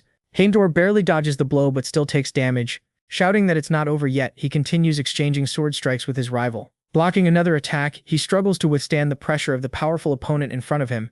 Warning that he's going to end it, he prepares the final blow that would finish the fight. Suddenly, Haindor's expression changes, and he takes on a strange stance as he waits for the blow to approach. And just as the sword was about to hit him, the boy then moves, sliding beneath the opponent's blade. Thus he passes through, cutting everything, bringing the fight between the two to an end. At that moment, both of their swords break at the same time. Kim approaches, saying that was enough. Pointing toward the opponent, he tells them to rest. Both of them collapse, with the scoreboard declaring Hyun and Kim the winners. Even with the victory, Hyun considers it a defeat because he failed to block the strike. Lying on the ground, he realizes he still has a little way to go before he can improve. On the other side of the arena, Jang Sam was regaining consciousness. Seeing the final score, he gets up and admits that he really did lose the fight. He then tells Kim to tell Hyun it was a good fight, and Kim says the boy would say the same. Before leaving, Sam asks if his skills were too obvious. Answering yes, he comments on the strange way he held his sword. And that trying too hard to seem ordinary didn't help either, which makes the man wonder if trying to act normal made him easier to notice. Kim then explains that being ordinary in a place like the Dragon Slayer school would draw attention. Thanking him for the advice, Jang Sam says he'll keep that in mind. Kim reminds him of the promise, and he declares that he'll challenge him again next time. On the way back from the arena, his friend laments the embarrassing display from earlier. Analyzing the fight, Kim comments that his movements were clean and precise. Looking at his sword, he knows his weapon was a constant concern. Then Kim suggests that he buy a better one, but the boy says it's not that simple, since his financial situation wasn't good. Saying that weapons aren't bought with money alone, he shows him a book and asks how many points the boy still had. Checking the system, Hyun reveals that he still had 5,000 points, which Kim says is more than enough. With the points, he buys 2 new swords and 3 more thermal reagents. Handing over the reagents, he explains that he's going to create an item to help him recover. That night, since the week's duels were over, Kim heads to the workshop thinking about making an item for Hyun. Entering the workshop, our protagonist greets the engineer who looks at him nervously. Passing by the man, Kim remembers hearing about the scolding the man got from the president because of him. Touching his back, he uses his ability to copy the crafting technique. With the new ability, he decides to get rid of the electric hummingbird. Although he knew he wouldn't find designs like the cubes again, Kim thought that place was perfect for getting decent materials. Searching through the workshop, he sees that the parts from the abandoned items are intact. Picking up a part, he says that obtaining materials is usually easier than dismantling. On the other side of the room, the young man simply watches Kim handling the parts. The man asks what he's doing with those items, and Kim explains that he was dismantling items to get materials. Curious, he asks if he can watch while he dismantles the equipment, and the protagonist says he doesn't mind. Seeing the materials, he is surprised by how clean and perfect the components are. Watching the scene, Kim decides to ask the man a few questions. Offering a trade, he asks if the senior wants to exchange some materials, which gets the man excited. Without hesitating, Kim starts listing all the items he needs for the project. The senior was worried about the president, so he is told that exchanging materials isn't a problem. But to avoid conflicts, Kim suggests that the man ask the leader for permission. Showing his phone, he says the message was read, but there was no reply. When suddenly, the president arrives, kicking the door open and shouting at the two of them. Asking if he dismantled that stuff, the president comes closer to look at the items. Then he explains that they're defective, but made with very expensive materials. At that, the president asks if he can dismantle them, but the boy says it would take time. Offering to pay for the work, the leader reveals that he knows how much time everything takes. With the deal made, the president asks for the list of materials he needs. Then he says to send the list by message, with no rush for now. Taking the opportunity, the other guy from the workshop also asks him for a favor.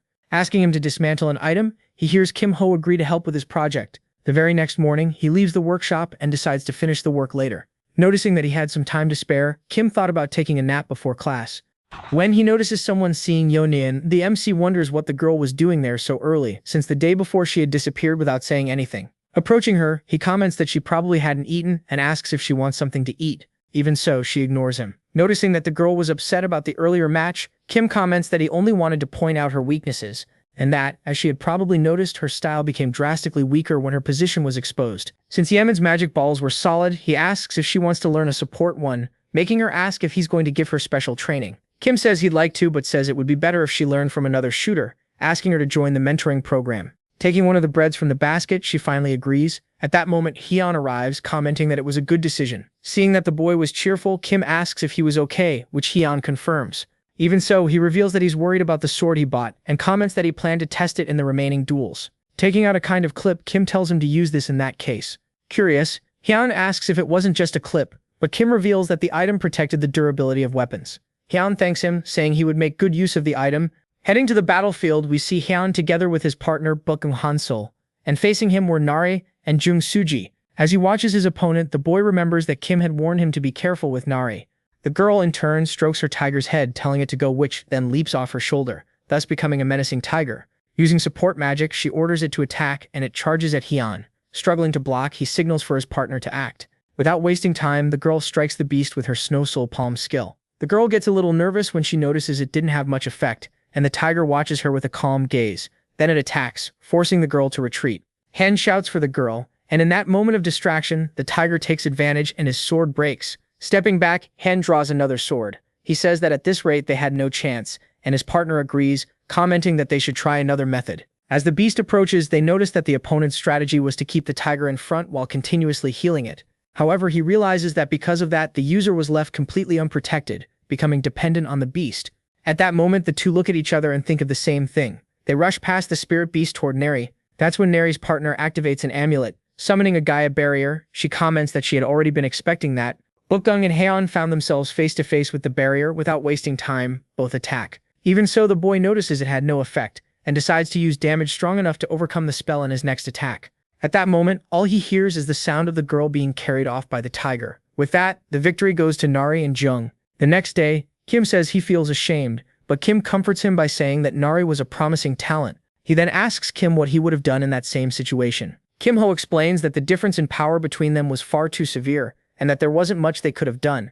He continues, saying that Park Nari has access to all of the club's items. Thus, the boy finally understands that his defeat was inevitable, since his opponent was meticulous. Kim then says that although it was impossible to match the girl's level, there were countermeasures against that strong combat strategy. In that case, Hyun asks if there really was a way. He reveals that the key is a demonic sword, an indispensable debuff-type item. Surprised, his friend reveals that he didn't even know an item of that type existed. Kim says that their priority at the moment was to get rank B durability artifacts. Kim then thinks for a moment and comments that it wouldn't be easy. Pointing behind him, the protagonist says there was a way, since they just had to get it as a drop in the association's underground dungeon. The boy asks if that wasn't impossible during duel season, but Kim says that in any case they wouldn't be able to next week anyway. When asked why, our protagonist replies that it was because they weren't qualified. After all, the underground dungeon is real combat, where lives are at risk. Asking if there was no way, Hyun hears that it would be very difficult for now. With a sly smile, the MC comments that that was only officially, and with his phone in hand, he says they would sneak in using the delivery service. Hyun then asks if he had called Shin, which Kim confirms, saying the boy would arrive soon. Shin arrives at the place asking how he could help, so Kim explains that they were trying to enter the dungeon. He also comments that the second night would be the perfect time, and upon hearing that, the boy asks for the dungeon number. As the boy pulls a notebook from his pocket, Kim reveals that the number was 388. Then, looking through his notes, the boy notices that it was a dungeon recommended for 4 people, and asks who would be going in. The two friends look at each other for a while, and Kim explains that it would be just the two of them, making Shin ask if they were sure since he would be held responsible. The two insist, and Shin schedules it for the second night. When asked what payment he wanted, Shin reminds him that he still owed him for the wave of bands. Besides that, Shin reveals that there was something else, revealing that he had only gone to the place once. The MC simply tells him not to be careless, and the boy promises that he will do his utmost on the job. At that, Kim asks him to add one more dungeon to the plan, number 104. Seeing that it is a rank B dungeon, he warns that he can't help at that level, and Kim simply tells him to ask the boss. Agreeing to speak with his boss, he says goodbye and sets the meeting for Monday. After settling everything, Kim asks if they should also make their plans. He then explains that first they would enter the rank D dungeon, and that while Haeyeon got the weapon, he would get his own gains. After that, he says he needs to negotiate with the Thief Club and prepare the items for the second dungeon.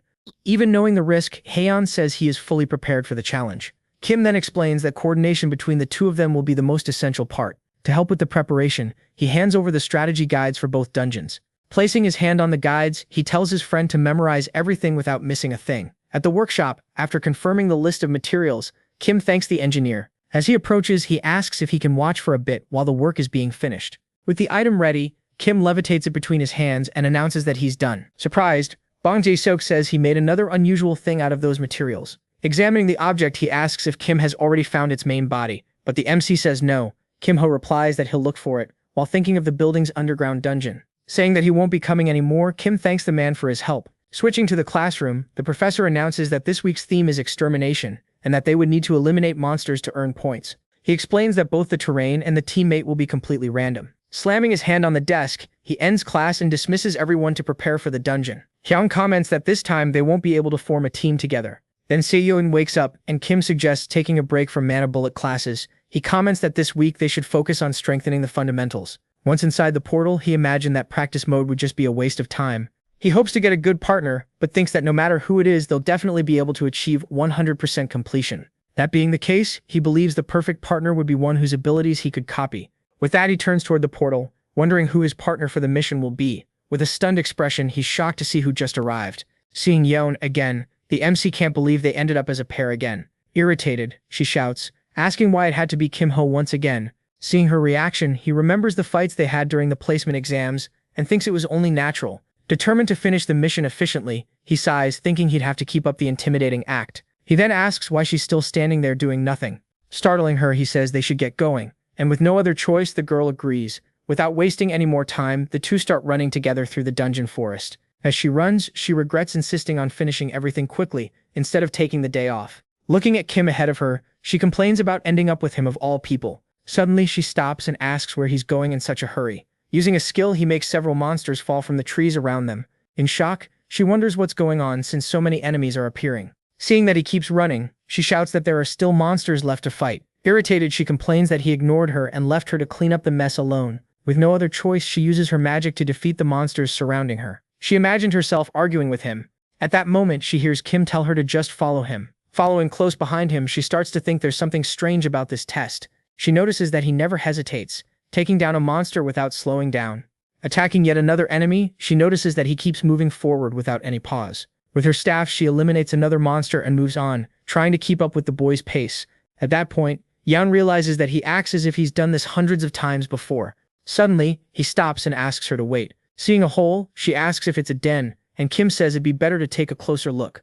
Looking at the entrance, she comments that it looks like a goblin den. Then he tells her to go in first to confirm, leaving her completely stunned. With an intimidating look, he asks if she doesn't want to go. With no options, she crawls inside while complaining. Confused, he wonders why she went in, since he only wanted a spell. Suddenly, a bright light comes from inside the den, surprising him. Then a fiery explosion destroys the entire den, right in front of him. Coming out of the smoke, she wonders why she's doing this kind of thing. Seeing Kim's silhouette, she plays it off, saying it was nothing special. He says they were lucky to find the den before the monsters came out. Seeing that only one monster remained, he realizes it was the dungeon boss. When they least expect it, a huge axe comes flying toward them. In a quick motion, he grabs her arm to pull her out of danger. Pulling her close, he warns that they can't lose focus there. Surprised by the situation, she apologizes while he continues holding her. He explains that the explosion must have revealed their location to the enemy. Then the axe comes back, returning to the boss's hand. Saying the target is easy, he suggests a joint attack to finish it. Kim notices that the girls seem tense, so he decides he'll try to give her a little confidence.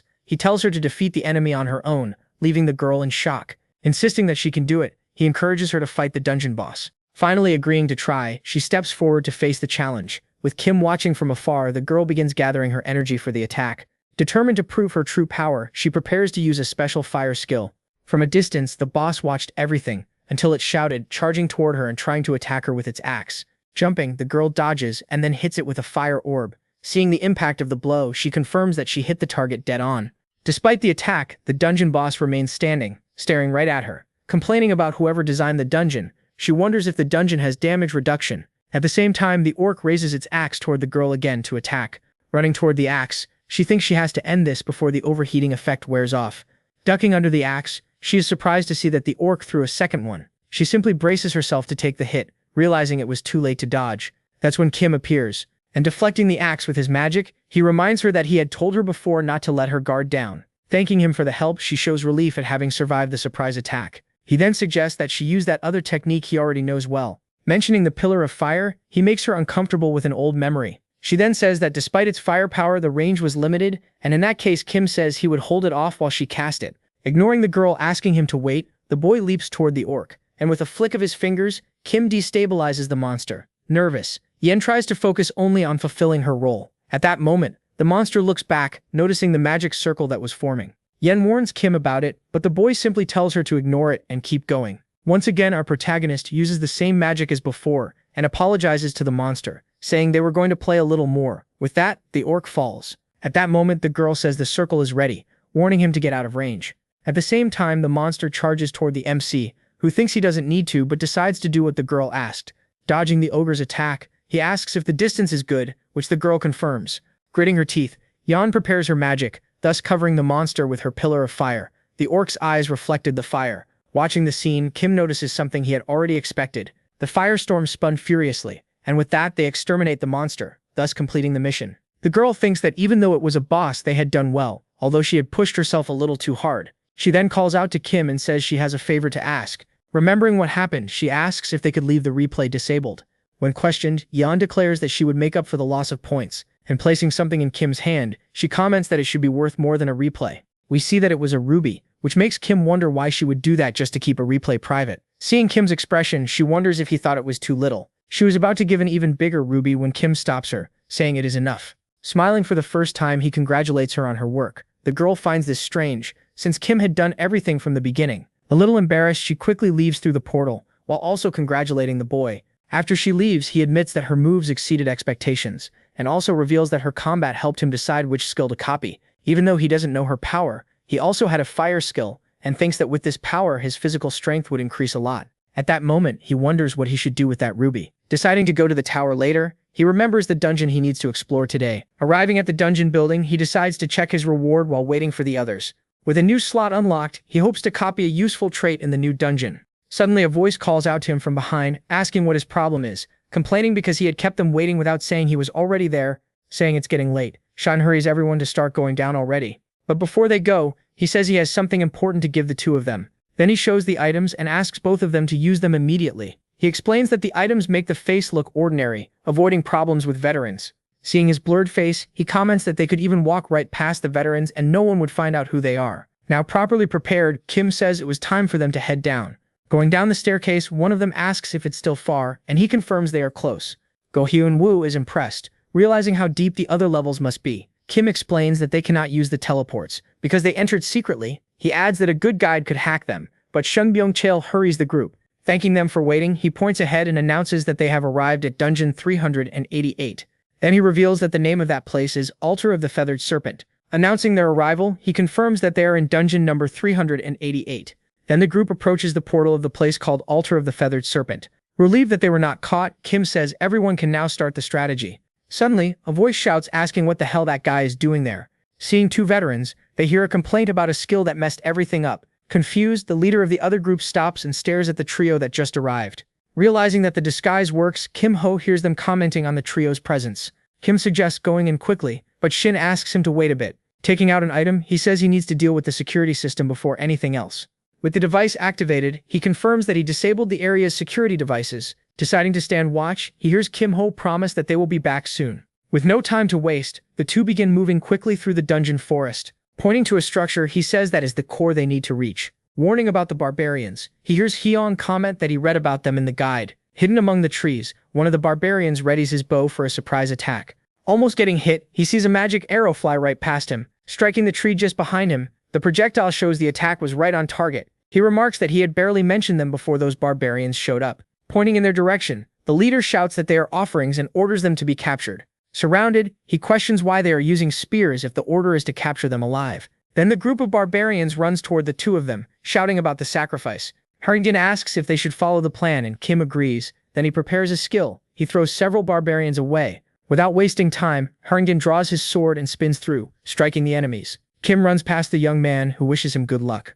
Seeing their strength, the leader shouts that they need to capture both of them alive. Declaring himself their opponent, Harrington warns that he would end everything quickly. With that, they split up according to the plan, each taking a different route. Kim remembers that to clear the dungeon, they need to stop their ritual. Even knowing the standard route works, he has a much bigger goal, but he explains that way, it would be impossible to get the dungeon's secret item. That is why he searches places others ignore, like the barbarian's camp. Seeing only a few guards, he deduces that the rest will be no match for Hyun. Arriving by surprise, he greets the guards, who call him a strong sacrifice. With spears coming at him, he asks if that is all they know how to say. Saying he has no interest in the weaker ones, he prepares for the real fight. With a single gesture, he sends the guards flying and tells them to call their chief. Passing through the enemies, he confirms that the plan is going as expected. Then he finds a much larger tent and concludes that the chief must be there. At that moment, something shines inside the place, and in the very next second, a bright beam passes by. Kim, who dodges, then a man who seemed to be the chief comes out of the tent, saying the young man would make a fine offering. And with an orb in hand, he says that if the young man did not resist, the moments of pain would be brief. Complaining about the subject, the MC asks if they do not have anything else to talk about. To get the secret item, he needs to keep the chief busy for a while. Needing to buy time, he dodges the attacks while waiting for Hyun. Realizing that the attack is not elemental, he knows one hit could be fatal. But with his skills maxed out, he manages to block the blow with ease. Dodging the attack, he says that this level of strike is nothing to him. He continues trading blows with the chief, who defends himself with a barrier. In a direct attack, he lands a solid hit on the enemy's barrier. With the impact, the chief's barrier shatters completely into several pieces. He realizes that the new skill can easily break D-rank barriers. Even so, he notices that the attack did not do much damage to the chief. Hearing the chief talk about defense, he says the enemy is being careless. Provoking the barbarian chief, he keeps all of his attention focused on himself. Irritated, the chief declares that thanks to the young man's persistence, there would be no peaceful end. Revealing his tactic, he explains that enemies run away if you only dodge them. So to avoid that, the secret is to make them very angry. Dodging the blows, he explains that it gets harder to evade the angrier the enemy becomes. Trusting his partner, he says that the rest now depends on Hyun. At the same time, climbing the stairs was Hyun, who in turn was heading up toward the temple. With his face smeared with blood, he continues on his way without showing any hesitation. Leaving several fallen enemies behind, he finally reaches the top of the staircase. He is suddenly surprised by something. We see a silhouette appear in front of him. We see that it was a giant man carrying a log, who attacks the young man without hesitation, while he dodges, thus leaving him behind. Elsewhere, he says that one must be the sub-priest. While facing him, he knows he needs to get a very important item here. He explains that the goal is to obtain the hidden item called the Shaman Sword. According to the strategy guide, he said there is another sub-boss nearby. When we see someone's eyes glow in the dark, by reflex, he blocks something that strikes his sword. He notices that the object was a poison needle. Then the other thin sub-priest appears exactly as he had predicted before. He comments that facing both of them together is complicated, and that he wanted to fight slowly. Even so, he realizes he would need to end that quickly, decisively, and without mistakes. Without hesitation, the thin enemy fires another poison dart from his blowgun. With a quick movement, Hyun manages to dodge the surprise attack. Barely dodging the dart, he notices the attack coming from behind. Ducking quickly, he manages to escape the giant's blow by a hair. Stepping back a little, he says the two of them really are a problem together. Then he decides he has no choice. He will need to try harder. The two attack together this time, and going against common sense, the young man breathes, then he opens his eye with determination. At that moment, the shaman seemed frightened. And in the next moment, we see that the young man had split one of the shamans in half and struck the other with a powerful blow. With the enemies down, he approaches the room with the sword. Saying he took care of them, he warns that he still cannot let his guard down.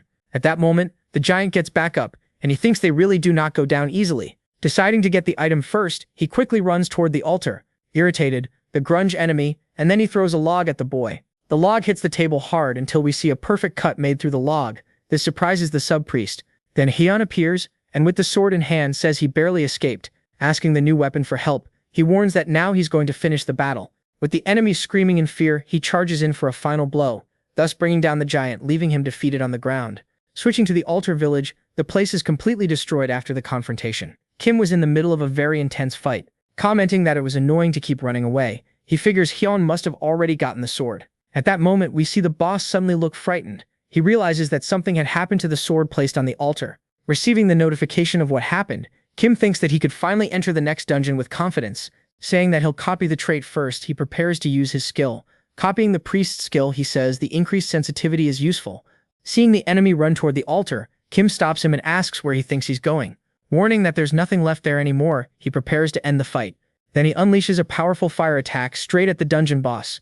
With the enemy defeated, the dungeon completion message finally appears for him. At that moment, Hyun arrives and Kim says he came at just the right time. An aura moves toward the sword, and Kim explains that it absorbed the man's soul.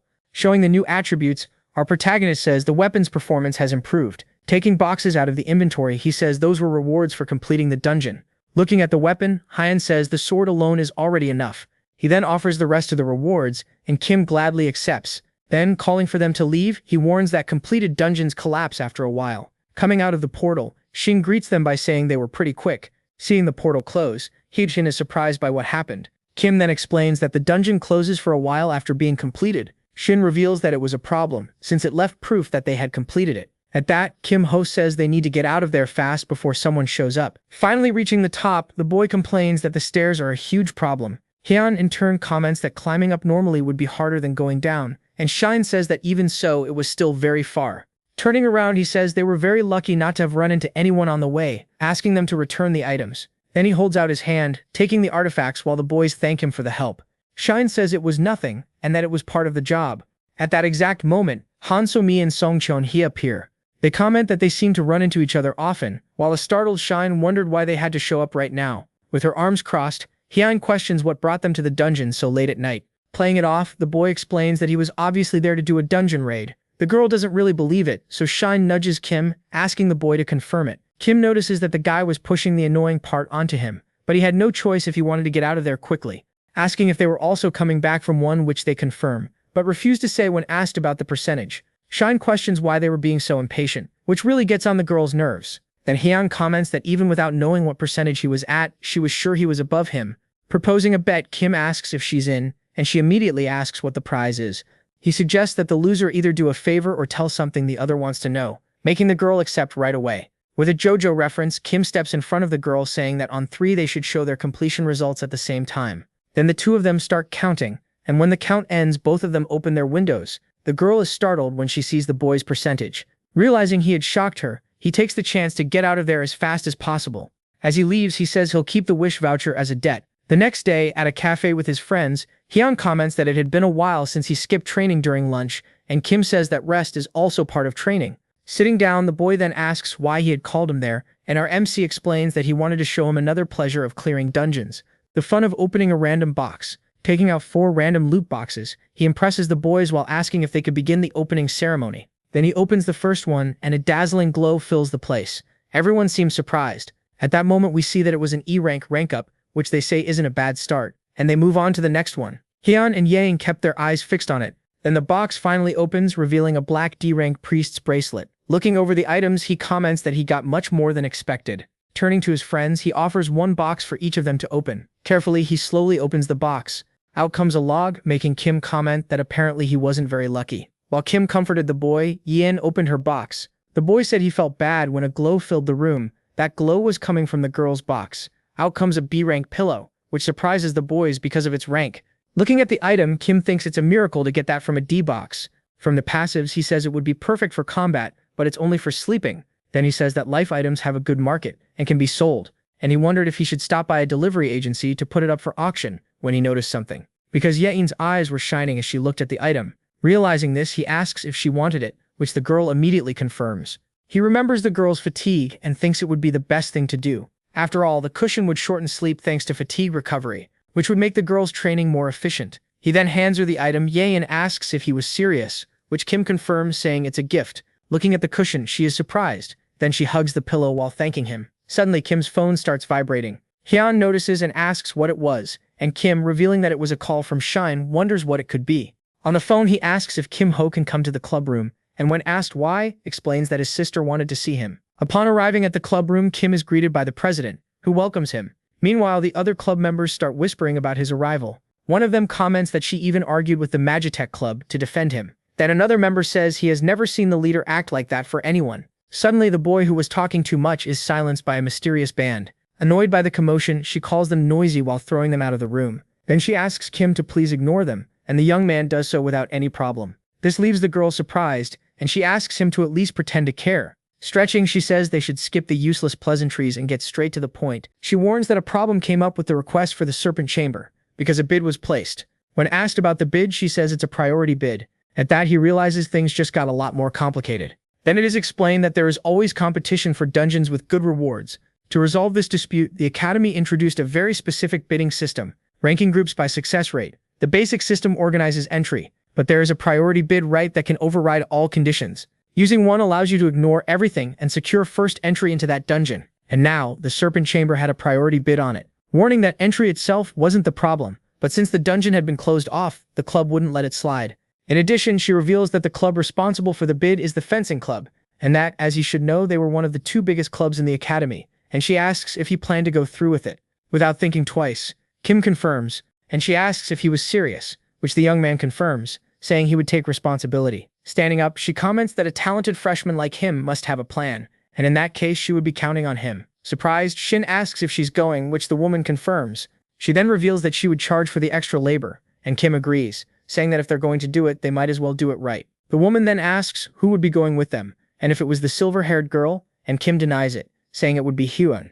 Even so, she comments that, with them dealing with a rank B dungeon, it seemed viable. Then a girl who was there asks if he as a freshman could really clear a rank B dungeon. Then the leader remembers that the girl didn't see the young man's face when they infiltrated. After all, Kim was wearing a perception-blocking mask. Approaching the MC, the leader asks if she can tell the girl, which he allows. Then telling the girl not to be shocked, she reveals that Kim was actually the Infernal Fist. Wrapping up the introductions, Kim throws a paper onto the table, asking them to take a look. Noticing that it was a guide for the dungeon, the leader asks where the boy got it. She notices that the whole plan was there. Finishing her reasoning, she says that their mission is no different from stealing. Saying that he is the ideal talent for the club, she comments that the plan is devious, warning that she won't be going in. He hears that his intuition is very good. When asked about the second guide, she says it's viable, and that according to the plan there wouldn't be a fight because Shin would disable the mechanisms. Shin shouts, asking if he also has to go into the dungeon, and the leader asks if he wasn't the one bragging about being a mechanicist. He replies that rank B was something completely different, and that it was life or death. For that reason, he refuses. Asking if he was sure, Kim says he would regret it, and Shin says nothing was worth his life. Then the MC asks if not even the Phantom Shadow Step, shocking everyone in the room. Then it is explained that this is a very valuable secret item for thieves. Surprised, she asks if that really exists, and he promptly confirms that it does. She then says they can't miss this, and calls for Shin. Changing his attitude, he says that a real man accepts great challenges. Kim then sets the meeting for Friday night. A few days later, on Friday night in the training hall, meditating, Kim says he needs to prepare for the deep layer dungeon. With the new trait and the bracelet, he says he will accumulate mana quickly to grow stronger. With that, increase his core. Then he picks up the scroll, saying he will use it to improve his amplification. Seeing his skills improve, he thinks he has finally finished all his preparations. Leaving the training center, he believes he is already ready for the dungeon. At that moment, Hyun finds him and is surprised to see him training as well. Then Kim comments that training before the dungeon is impressive, and he replies that he was just getting used to his new sword, and that it seemed he could already use it smoothly in real combat. Saying the preparations were ready, Kim says it was time to go. During the night, in the dungeon tunnel, the club members were already waiting for Kim and Hyun, and the leader said that since everyone was there, they should go in. Hyun asks about the item Shin had given Kim earlier, but the MC says he would not need it. Summoning her butterflies, the leader asks them to watch, then spreading them through the air and throughout the entire dungeon. Hyun asks if she was scouting, which Kim confirms, saying that all they had to do was follow. With that, they start running through the dungeon. Dabin frantically worked on her tablet, disabling the cameras in the area one by one. After that, they go down and the leader asks everyone to wait. Saying that she and Dabin would watch the entrance, she declares that from there on, it was up to them, and comments that what lay ahead was a completely different level. So she wishes them luck and says they would meet again alive on the other side. With that, the three of them pass through the portal. Kim notices that ever since they entered, Shine's behavior had been strange. Thinking it was because of the dungeon's rank, he decides he needs to cheer him up quickly. Turning to his friend, he calls him by name to get his attention, and asks if he was nervous, thus provoking the boy's competitive spirit. With disdain, Shine asks who had said that. Kim then points to his trembling legs, and the boy says it was just a habit, and that he was not nervous at all. Looking ahead, he is surprised, and asks if that really was the dungeon. Haejun asks if that was not strange. After all, with so many people it should be buzzing with energy. However, the atmosphere was frighteningly silent. Kim reveals that something was happening there, and unfortunate as it was, they would have to use it. Heading toward the first destination, they decide to follow the strategy to achieve their goal. Arriving at a restaurant, and when asked what they wanted, Kim orders 3 portions of duck soup and 1 dumpling. Then the waiter says everything would be ready in a moment. Shine then asks if they would come, which Kim confirms, saying they took men and youths. Looking at the waiter, he comments that he would probably be the next one. At that moment, the food arrives at the table, saying that his father had started preparing it since dawn. The waiter wishes them a good meal. At the same time, a masked man arrives at the place, asking if business had finally improved. Frustrated, the young man says he had already paid the tributes, but the man says he was there for another reason. Realizing the situation, Hyun asks if it was them, which Kim confirms. The hooded man then says that the young man needed to come with them. His father arrives in a hurry, saying that was impossible. Touching the man's shoulder, he begs him not to take his son. To his surprise, the man touches his face and then drives a knee into the old man, making him fall to the ground, and then tells the boy to come quietly, threatening to take harsh measures otherwise. Then they leave, leaving the old man weeping on the ground. At that moment, Kim approaches the old man, declaring that he would bring his son back. Grabbing the MC's hand, he declares that he would give them anything if they did. With that, Kim tells him not to change his mind later. Leaving the restaurant, Kim comments that they had not gone very far yet. The men suddenly change route, making Kim realize they had already noticed them. And the MC comments that if they waited for them, it would make things easier. In the alley, the men were already waiting, asking who the boys were, and whether they were trying to play heroes. At that moment, Hyun and Kim reply that they could not just ignore it. Then the hooded men charge, saying that way of thinking would bring the boys to their end. Smiling, our protagonist simply tells the others not to ruin their clothes, and with a wave of his hand, he levitates one of the men. Annoyed by that, the man tells Kim to stop with those tricks while attempting a direct attack. Even so, Kim dodges and grabs the man by the head, throwing him to the ground. Looking over to where Hyun was, he notices things still had not been settled. Shouting, Shine comes up behind the man and ends up taking a back kick, scratching his head. Kim thinks there was not much he could do, since Hyun could not use the sword, but he notices that somehow that fight was complete chaos. Sighing, he gives the signal for them to finish it. Seeing the enemies defeated, Shine doubts they were weak warriors, but they are. Turning to the boy, Kim says that since everything was settled, they could go. Back at the restaurant, the boy happily runs into his father's arms, who, while hugging him, gives thanks for the boy's life. Interrupting the moment, Kim says they need to settle the rescue payment. Pointing to the statue, he says he will only take that item. Seeing what it was, the man says he is more than welcome to take it. Thanking him for the item, he says that now they are going to finish eating in peace. While they eat, Go Hyun comments that the statue does not seem ordinary. While they eat, Hyun comments that the statue does not seem ordinary. Kim then explains that it was used in formations, specifically to break a certain formation. However, Shine says that the statue is much more than a simple key. Explaining that the statue contained the principle of the martial sculptor, Kim tells his friend to keep it and use it later. They finish the meal and set out to begin the real mission. Turning to them, Kim comments that they probably already knew the strategy, but that they would review it. He then explains that his task is to distract the main forces and the master. Meanwhile, the others will use diversion tactics to seize all the target items. But the big difference, he warns, is that the master is far too strong. Because of that, he says they will complete the mission in a very different way. Then he tells them to equip the communicator and keep the escape scroll safe. Warning that he will act alone, he asks them to contact him if anything happens. Even with the strategy, he stresses that everyone needs to be very careful with their actions. At that, Go Hyun wishes him good luck on the mission he will face alone. Already in front of the chamber, he comes across a guard. From the bottom of the staircase, he faces the guard, who asks who he is. Receiving no answer, the guard asks again, while Kim approaches with his fist in flames. Threatening to make him kneel, the guard warns that silence will not protect him. Smiling, the MC merely raises his fist. In the next moment, we can only see the guard's pupils losing their color and him being thrown against the wall. With the fire spreading, the building begins to be consumed by the flames. Saying that it burns well, he comments that watching fire is quite interesting. He then hears several guards looking for him, and seeing that he still had not been found even after all that chaos, Kim decides to help them. Drawing in as much air as possible, he shouts, warning that the place was under attack. Then the ninjas appear and he realizes they were trying to defeat him through numerical advantage. With Kim surrounded, they ask who he was, and the MC replies that, just as he had said, this was an enemy attack. Wielding his sword, one of the men calls him crazy and orders the attack. With enemies coming from all sides, Kim thinks the man was not so wrong to call him that. Swords came at him, and the young man ducks and then jumps with his fist in flames. He says they will see who can be crazier, thus delivering a flaming punch that burns the enemies. In the next moment, we see everyone on the ground, and Kim says that by now the one he was looking for would arrive soon. At that moment, a man arrives at the scene and, calling him the disciple of the Flame Tyrant, comments that the young man had caused a great commotion in the hall. Upon seeing him, Kim thinks that he had arrived earlier than expected. The man, whom we discover to be the master of the Black Serpent Hall, says that naturally Kim would pay for the damage with his life. Noticing that the man had mistaken him for someone's disciple, he figures that made everything easier.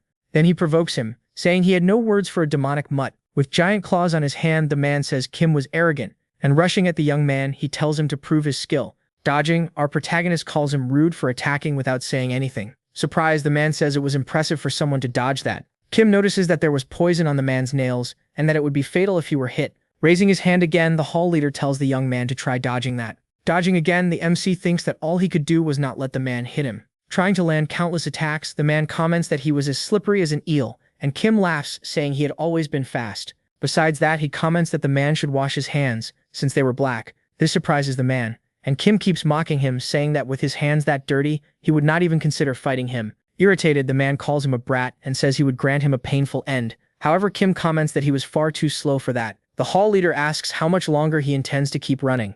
Kim thinks that his job was only to keep the master's attention and leave as soon as the signal came. Even so, he figures that only dodging would raise suspicions and notices that the man already seemed to be starting to suspect. Smiling, he says that if the man wanted so badly to see his skills, he would show them. With that, the hallmaster concludes that he really was the disciple of the flame tyrant. Preparing a flaming punch, Kim says he could think whatever helped him sleep better. Then he jumps, frightening the man and making him ask if the young man wanted to turn the place to ashes again. Jumping, the hallmaster says that jumping was foolishness, since the boy's footwork became useless. With the man's nails about to hit him, Kim merely smiles and dodges upward, asking if the man was sure about what he was saying, thus delivering a punch that covers the place in flames. Kim thinks that he had landed it cleanly, but that alone would not be enough to bring down a hallmaster. As he falls, he thinks that for a hallmaster of a dark sect to be classified as B, that meant it was no ordinary shadow sect, and he must be someone who survived the Great War. Kim narrows his eyes when he hears someone praising his movements. Emerging from the rubble, the man admits he had underestimated the tyrant's disciple, since the young man had even mastered the aerial step. Kim realizes that the leader was finally getting serious, and notes that he was actually an apostle of the demonic cult. Wrapped in a purple aura, the man declares that if he failed to defeat the boy, he would renounce his own name. Elsewhere, passing by the guards, Shin and Hyun were warning about an enemy attack. Hyun comments that they had gotten through without being noticed, and Shin says that if things kept going like this, they would avoid fighting altogether. They then spot the room leading to the storage area and realize there was a guard stationed there. Trying to act slick, Shin asks if the man hadn't heard they were under attack. Despite the warning, the guard seems motionless. Then he reveals that he knows they were the real intruders, saying he would give them some credit for making it that far. He declares that their luck ran out there. Shin asks how the man found out, since their disguises were perfect. The man declares that as the room master, there was no way he wouldn't know. On top of that, he says he didn't remember ever seeing such a handsome guy. While pointing at Hyun, cursing the boy, Shin thinks that he'd like to be found out for that reason too. Hyun, on the other hand, thanks him for the compliment, and as he passes by with a slash, he says he hopes the man understands. After all, he had no choice but to cut. Trying to open the vault, Shin asks who designed such a cramped place, surprising Haeon with his speed. Then Shin reminds him that he wasn't brought there to fight and that he was the tech guy. The young man agrees, saying he had heard Shin was a first-rate specialist. He says he was counting on Shin, surprising the boy. Smiling, he declares that if he insisted that much, he would show him something, telling Haeon to watch closely. Summoning his tools, Shin tells him to behold his greatness. Then he starts spinning frantically, thus opening the door leading to the storage area. Surprised, Shin asks if he was already done and hears that they could move on. Shin is surprised because there doesn't seem to be any trap, so Shin comments that that was why amateurs couldn't handle it, because that was the perfect place for a trap. At that exact moment, after stepping on a pressure plate, Shin sees something glint on the wall and reflexively dodges. Then he says he understands what Shin meant, and comments that if it weren't for him, they'd be in serious trouble. Shin says that the moment they let their guard down, they'd be done for, and Haeon declares that he trusted him with his life. In that case, Shin tells him to stay close and follow him. Little by little, they move through the warehouse, avoiding every trap, while Shin serves as the scout. After a while, the young man says they could cross. Haeon praises Shin's skill with mechanisms, and the young man comments that skill wasn't just about swinging a sword. At the end of the corridor, the boy asks if it wasn't just a dead end, but Shin reveals that it was a false wall. With that, he orders Haeon to cut through the stone. With ease, the boy turns the wall into rubble. Shin says that was enough and that from there on it was his turn again. Then he asks to borrow the statue for a bit. As he moves a gear, he comments that if that piece was one of the keys, it would surely work as a useful component there. After taking apart what he needed, he fits the statue into the wall, and with that, the gears begin to spin frantically, thus revealing the treasure vault door. Inside, he comments that just selling one of those chests would make a fortune. Even so, he says they couldn't risk their lives for them, asking if Haeon could see the black talisman on one of the boxes, and he reveals that just as he may have read in the guide, that was an anti-intruder spell, and the moment a finger touched it, the poison would be released. We see that Shin was trying to restrain himself from touching it, drawing a genuine laugh from Haeon. Getting to what mattered, the young man says the guide clearly mentioned a box without a talisman. Noticing that exact box in the corner of the room, he notes that it was a black chest, just as the guide said. Running out of the place, they comment that following the guide made everything easier, and that reaching the safe zone shouldn't be a problem. Smiling, Shin says that honestly, it would be more fun if something showed up, making Haechun scold him. Suspecting something, he comments that words like that had a way of becoming reality. The next moment, the young man notices something, and Shin asks what was going on. Then he realizes what it was, wondering if this was serious. He asks if that person was perhaps the same one mentioned in the guide. Speaking of the clean technique used on the false wall, the man asks if it had been Shine's work, which the boy confirms. Apologizing for asking, Shine asks if by any chance the gentleman was an elder of the heavenly demon cult, the famous white serpent, Baeksa. It is then that we discover that Baeksa was the vice leader of the Black Serpent Hall, a being that not even the Lord can fully control, and who wanders aimlessly through the inner domain without any pattern. In other words, Shine thinks he was very unlucky to run into such a person. He thinks that if he ended up fighting him, he would be crushed instantly. Drawing his sword, he tells Shine to get out of there, making the young man ask what he was going to do. Thinking there was only one way out, he simply tells the young man to leave at once, that he would handle everything. The master praises him for reaching that level at such a young age, and Hien says it was thanks to his master and his friends. Drawing a small blade, the vice leader laments having to put an end to such a promising young man, and with his twin blade in hand he speaks of the boy's bad luck in crossing his path. Ready himself, Hien says that in that case he would learn from him. As he charges at the man with fluid movements, the old man is impressed by the boy's technique and remarks that it was incredible. Then he goes at the boy, spinning through the air. Their swords cross, and Hien wonders if that was a flexible sword. At that moment the old man faints, striking the boy in the chest. As Hien coughed up red liquid, the elder remarked that he was strong and fierce, but even so, a suicidal technique like that only served for mutual destruction, saying that the boy was probably expecting mercy from him. The vice leader tells him to go back and prepare for the next one. Feeling sick, Hien realizes that with that kind of gap, half measures would not be enough, so he decides to give it everything he has. He grips his sword once more. The old man says it was impressive, but adds that he was no match for his technique. As the enemy comes at him, Hien thinks he needs to go all the way. Then he notices a different movement. He also realizes it was identical to the countless lines engraved on the Dharma statue, and that one of those lines overlapped with the path of his blade. At that moment, he spots an opening, and uses his clear flow technique, passing by the man, who in turn praises him, saying he did not expect someone so young to move with such grace and precision. The elder says he should be proud, while Hien thinks that even with an almost perfect strike it had not been enough, saying it would be an insult to show mercy. The vice leader decides to respond only with his full strength. Then a powerful aura surrounds him. Seeing it, Hien thinks that just facing that energy made his skin burn, like a giant serpent watching its prey. With no doubt that it was a technique from the arts of the seasons, the boy realizes that at his level there was no way he could block it. Even so, he thinks he cannot give up, because he needs to fulfill the wish of his sect and master. Besides that, his friends believed in him and were waiting for him. Resolved, he declares that he cannot fall. In that case, the elder tells him to receive that attack, saying it would be the last. Preparing himself, the boy faces the giant serpent, blocking it with his technique. The master realizes that the technique channeled extreme softness to deflect attacks. Even so, he comments that the boy still seemed to be expecting mercy from him, and because of that, he would end up leaving his bones there. Then he charges at the boy. Hien, in turn, simply holds his stance, and the two collide. The boy coughs, and the master notices something. Hien had only defended, thinking he must have missed it. He says that at the moment their blades clashed, he felt as if something invisible had come between them, making him think that sword was a masterpiece. He wonders what the hell that longsword the boy was wielding was.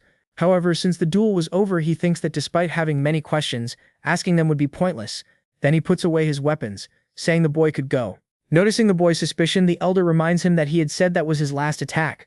The boy then remembers and realizes that was what he had meant by that. Telling them to leave, the elder declares that he will not follow them. Whispering, Shin asks whether the elder might not stab them in the back. Before leaving, Hien says he will come visit him again, and the man says he will be waiting. Outside, Shin comments that at least the old man did not play with words. Commenting that it was lucky no one had followed them, he says they should recover before moving on, and taking out a potion, he hands it to Hien, and says it was a superior potion, which he had put in his inventory for this occasion.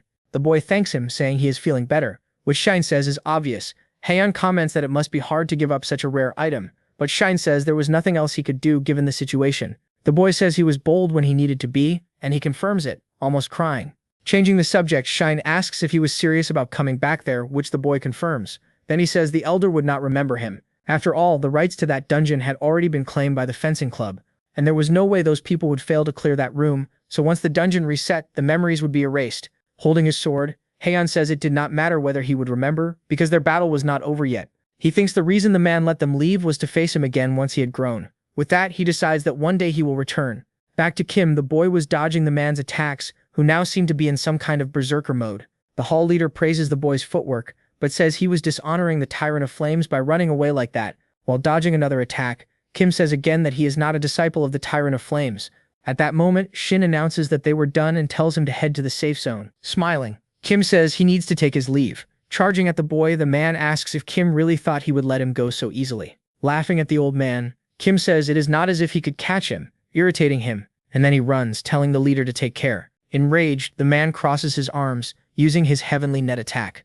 At that moment, Kim turns around, amplifying his infernal fist and combining it with the power of the wind, thus preparing to strike the net. He punches, destroying the net and throwing the old man back. The attack ends up destroying what remained of the place. Kim feels the recoil. Noticing the burns on his hand, he thinks that considering the level of power he used, it was acceptable. Even so, he believes that not even then would he be able to defeat the master. From within the smoke, he hears the master shouting for him to stop, and decides to leave before things get ugly. Having already gotten far enough, Kim thinks that once they got out, they would probably search the entire area, and that if they failed, they would eliminate the boss.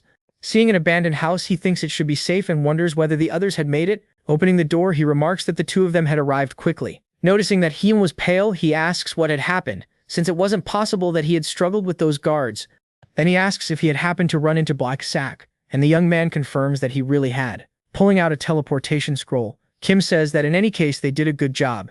Then, as he tears it, he comments that they spent more time there than expected, and that the two outside must be worried sick. As a portal opens, he says it was time for them to return. Back in the normal world, Shin waved, saying they were back.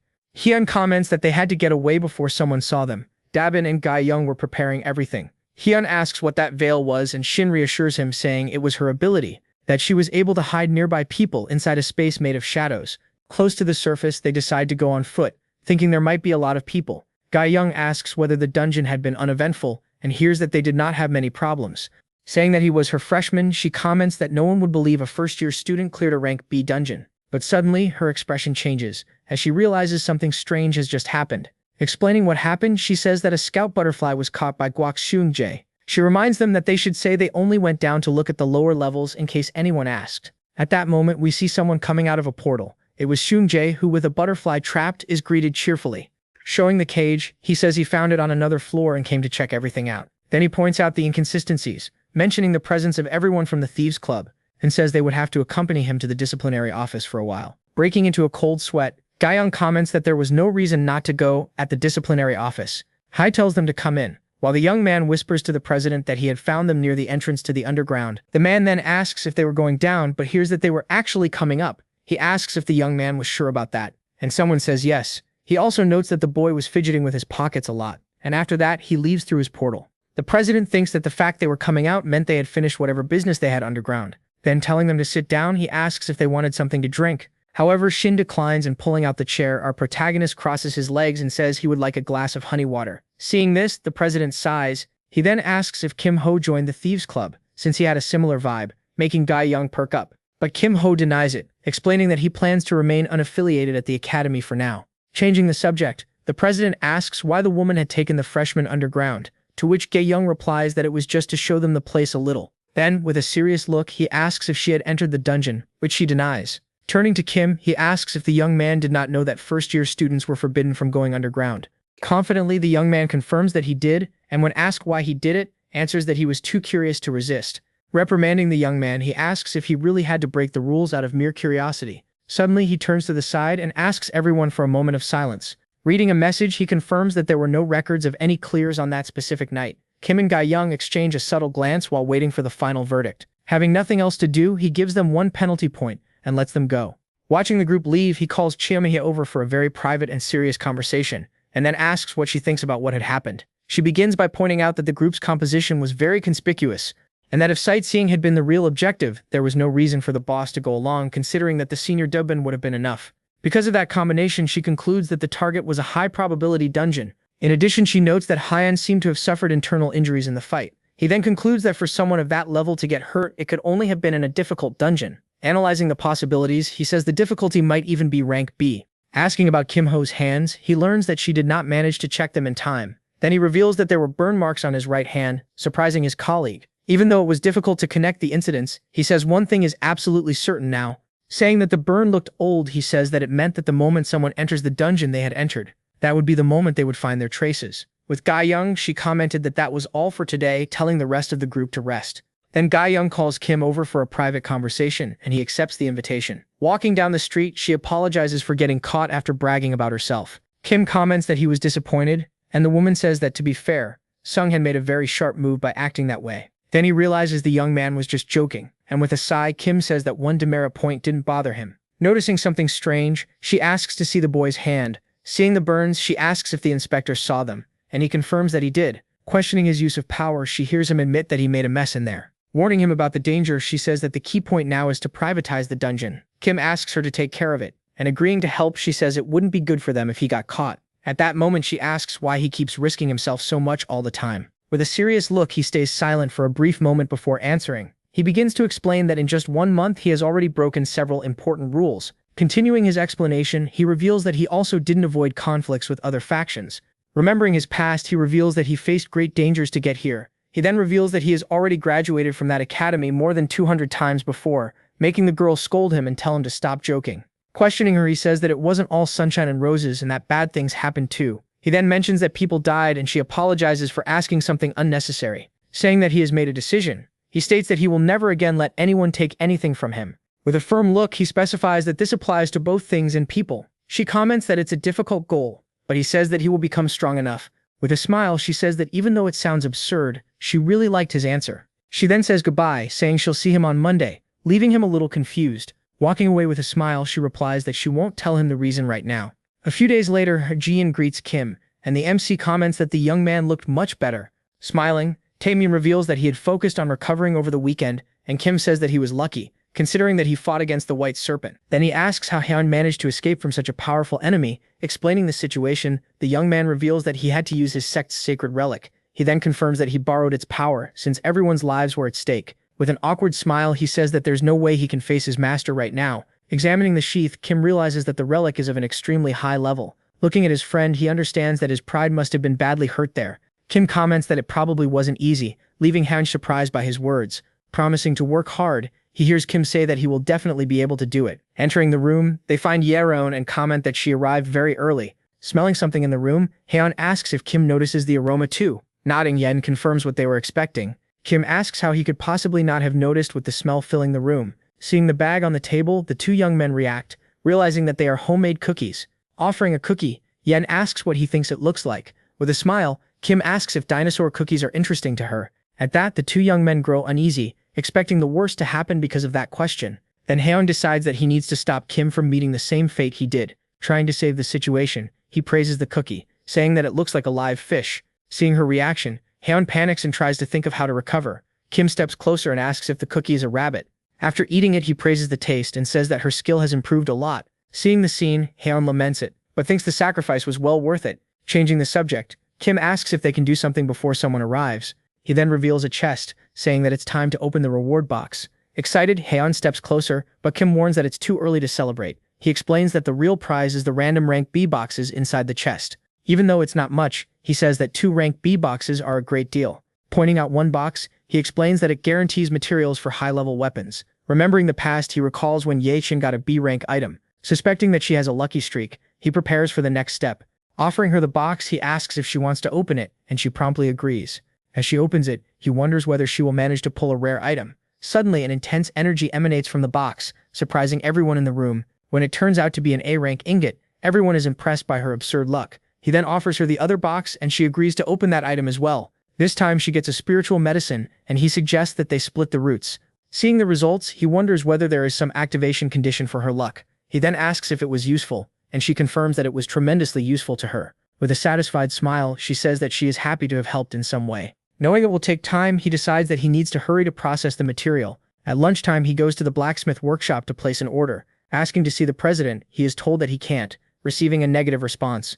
But Kim reveals that although he is not from a prestigious family, he has something. Showing a VIP ticket, he asks if it is now possible to get a chance to talk for a bit. Curious about the ticket, the president asks what he wants done there. Handing over the project, he says it would be much faster to look at the drawing now. At that moment, the blacksmith notices that it is a very complex and unique magical piece of equipment. Finding the project interesting, he decides to make an exception and accept the job. When asked about the materials, Kim shows the rare eternal iron ingot. As a secondary material, he shows a bracelet and explains the combination of the two metals. Seeing all that, the blacksmith calls him quite an interesting and unusual rookie. After taking the materials, he says the work will take about a week. With a confident smile, Kim already knows he will hear back well before that. Walking to the arena entrance, he realizes that fortunately he will not end up being late. With the professor's warning in mind, he notices that it is already time for the academy mentoring session. At that moment, someone calls out to him, asking if he had also signed up for the mentoring. Turning around, Kim notices that it was Han So-mi and Chun-hae. Approaching him, the girl asks if he was not a versatile conjurer, and when Kim confirms it, he asks why. Happily, the girl reveals that Hae had also signed up as versatile, and that with luck, the two of them could get the same mentor. Embarrassed, Hae tells her to stop talking nonsense, leaving the girl confused. Kim asks if she always acted like that, and So-mi comments that she did not, but that sometimes it happened. Sometime later, we see the MC walking through the academy. At that moment, Hae turns around and asks why he was following her. The boy denies it, and she says that in that case he should walk ahead. The two continue on, and after a while, the girl notices something. At that moment, they realize they were in the same group. Arriving at the place, they notice someone, and they discover that Guak Jichel was also in the same category as them. Besides that, by his side was Hong Yunhua, who asks why Kim was there. Noticing the number of familiar faces, he wonders who his mentor was. Then, arriving at the place, the professor greets them. At that moment, we notice that it was someone familiar. Sighing, Kim realizes that this was what she meant when she said they would see each other on Monday. Revealing that she would be their mentor, Gaeun introduces herself as the head of the Thieves Club. In front of the group, she comments that they were all there for versatile mage mentoring, and that for that, more than just magic was necessary. Since she did not know their weaknesses, she would need to check. Snapping her fingers, she reveals that during that week, they would do that through PvP matches. In other words, she says that they could replace the weekly PvP with the mentoring. Asking the students to focus, she reveals that the first opponent would be herself. Even so, she comments that it would be too demanding to ask first-year students to face her, so they would add optional rules. The first rule is that all her abilities will be limited to C rank in the arena. Then she explains that to win, they need to tear 3 stickers off her body. The last rule is that they must attack her in pairs, however they want. Finishing the explanation, she asks if anyone has any questions, but everyone stays quiet. Seeing that there are no questions, she tells them to enter when they are fully ready. Repeating the rule, they get ready to decide who the pairs for the challenge will be. Remembering the past, Kim sees himself in a dangerous fight inside a dungeon. Meanwhile, the girls worry about the difficulty of the task their mentor gave them. At that moment, the group decides that a certain partnership must be avoided at all costs. At that, GJ Cole quickly asks Hayes to form a pair with him for the fight. Seeing that she had been left behind, Hong Yonghua panics and asks what she will do. Suddenly, Kim says that they will be a team, which leaves her terrified. Seeing her exaggerated reaction, he merely comments that she is still the same as always. While waiting, he decides to check his missions to make use of the free time. Looking at the mission, he notices that the PvP reward varies depending on the completion time. He then realizes that stalling will only bring losses, deciding to finish everything on the first day. Suddenly, he notices that the first pair has already finished the fight very quickly. Badly hurt, they say that it is the next pair's turn, admitting the senior's strength. When their turn comes, Kim and Yeon enter the arena for the challenge. With her back turned, the mentor tells them to enter when they are ready for the big fight. Seeing that the arena is intact, he realizes the enormous difference in power between them. She then asks whether the pair has any attack plan, but he stays quiet, and says that first, Yeon would fight alone, leaving her very surprised.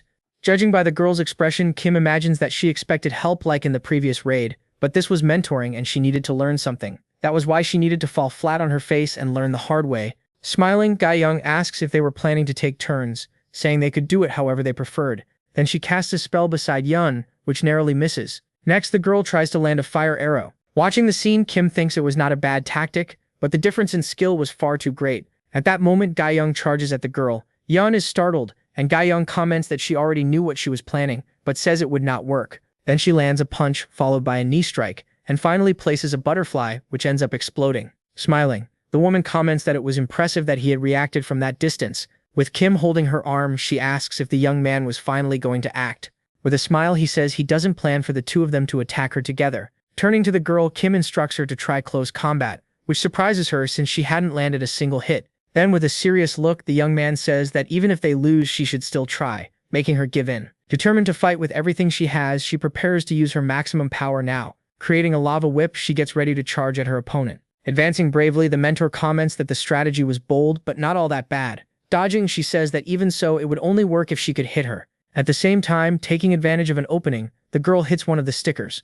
At that, she praises the rookie's talent for going straight for the stickers on the body. Getting ready to move in, the woman says that even so, she didn't intend to go easy on her and let her win that easily. Yeon is impressed by the woman's speed. Behind the girl, Gyeong asks where she was looking. And with her butterflies restraining Yeon, she says that you must not let your focus slip during combat. Then, with a butterfly in front of her, the girl from Ruby Tower is startled.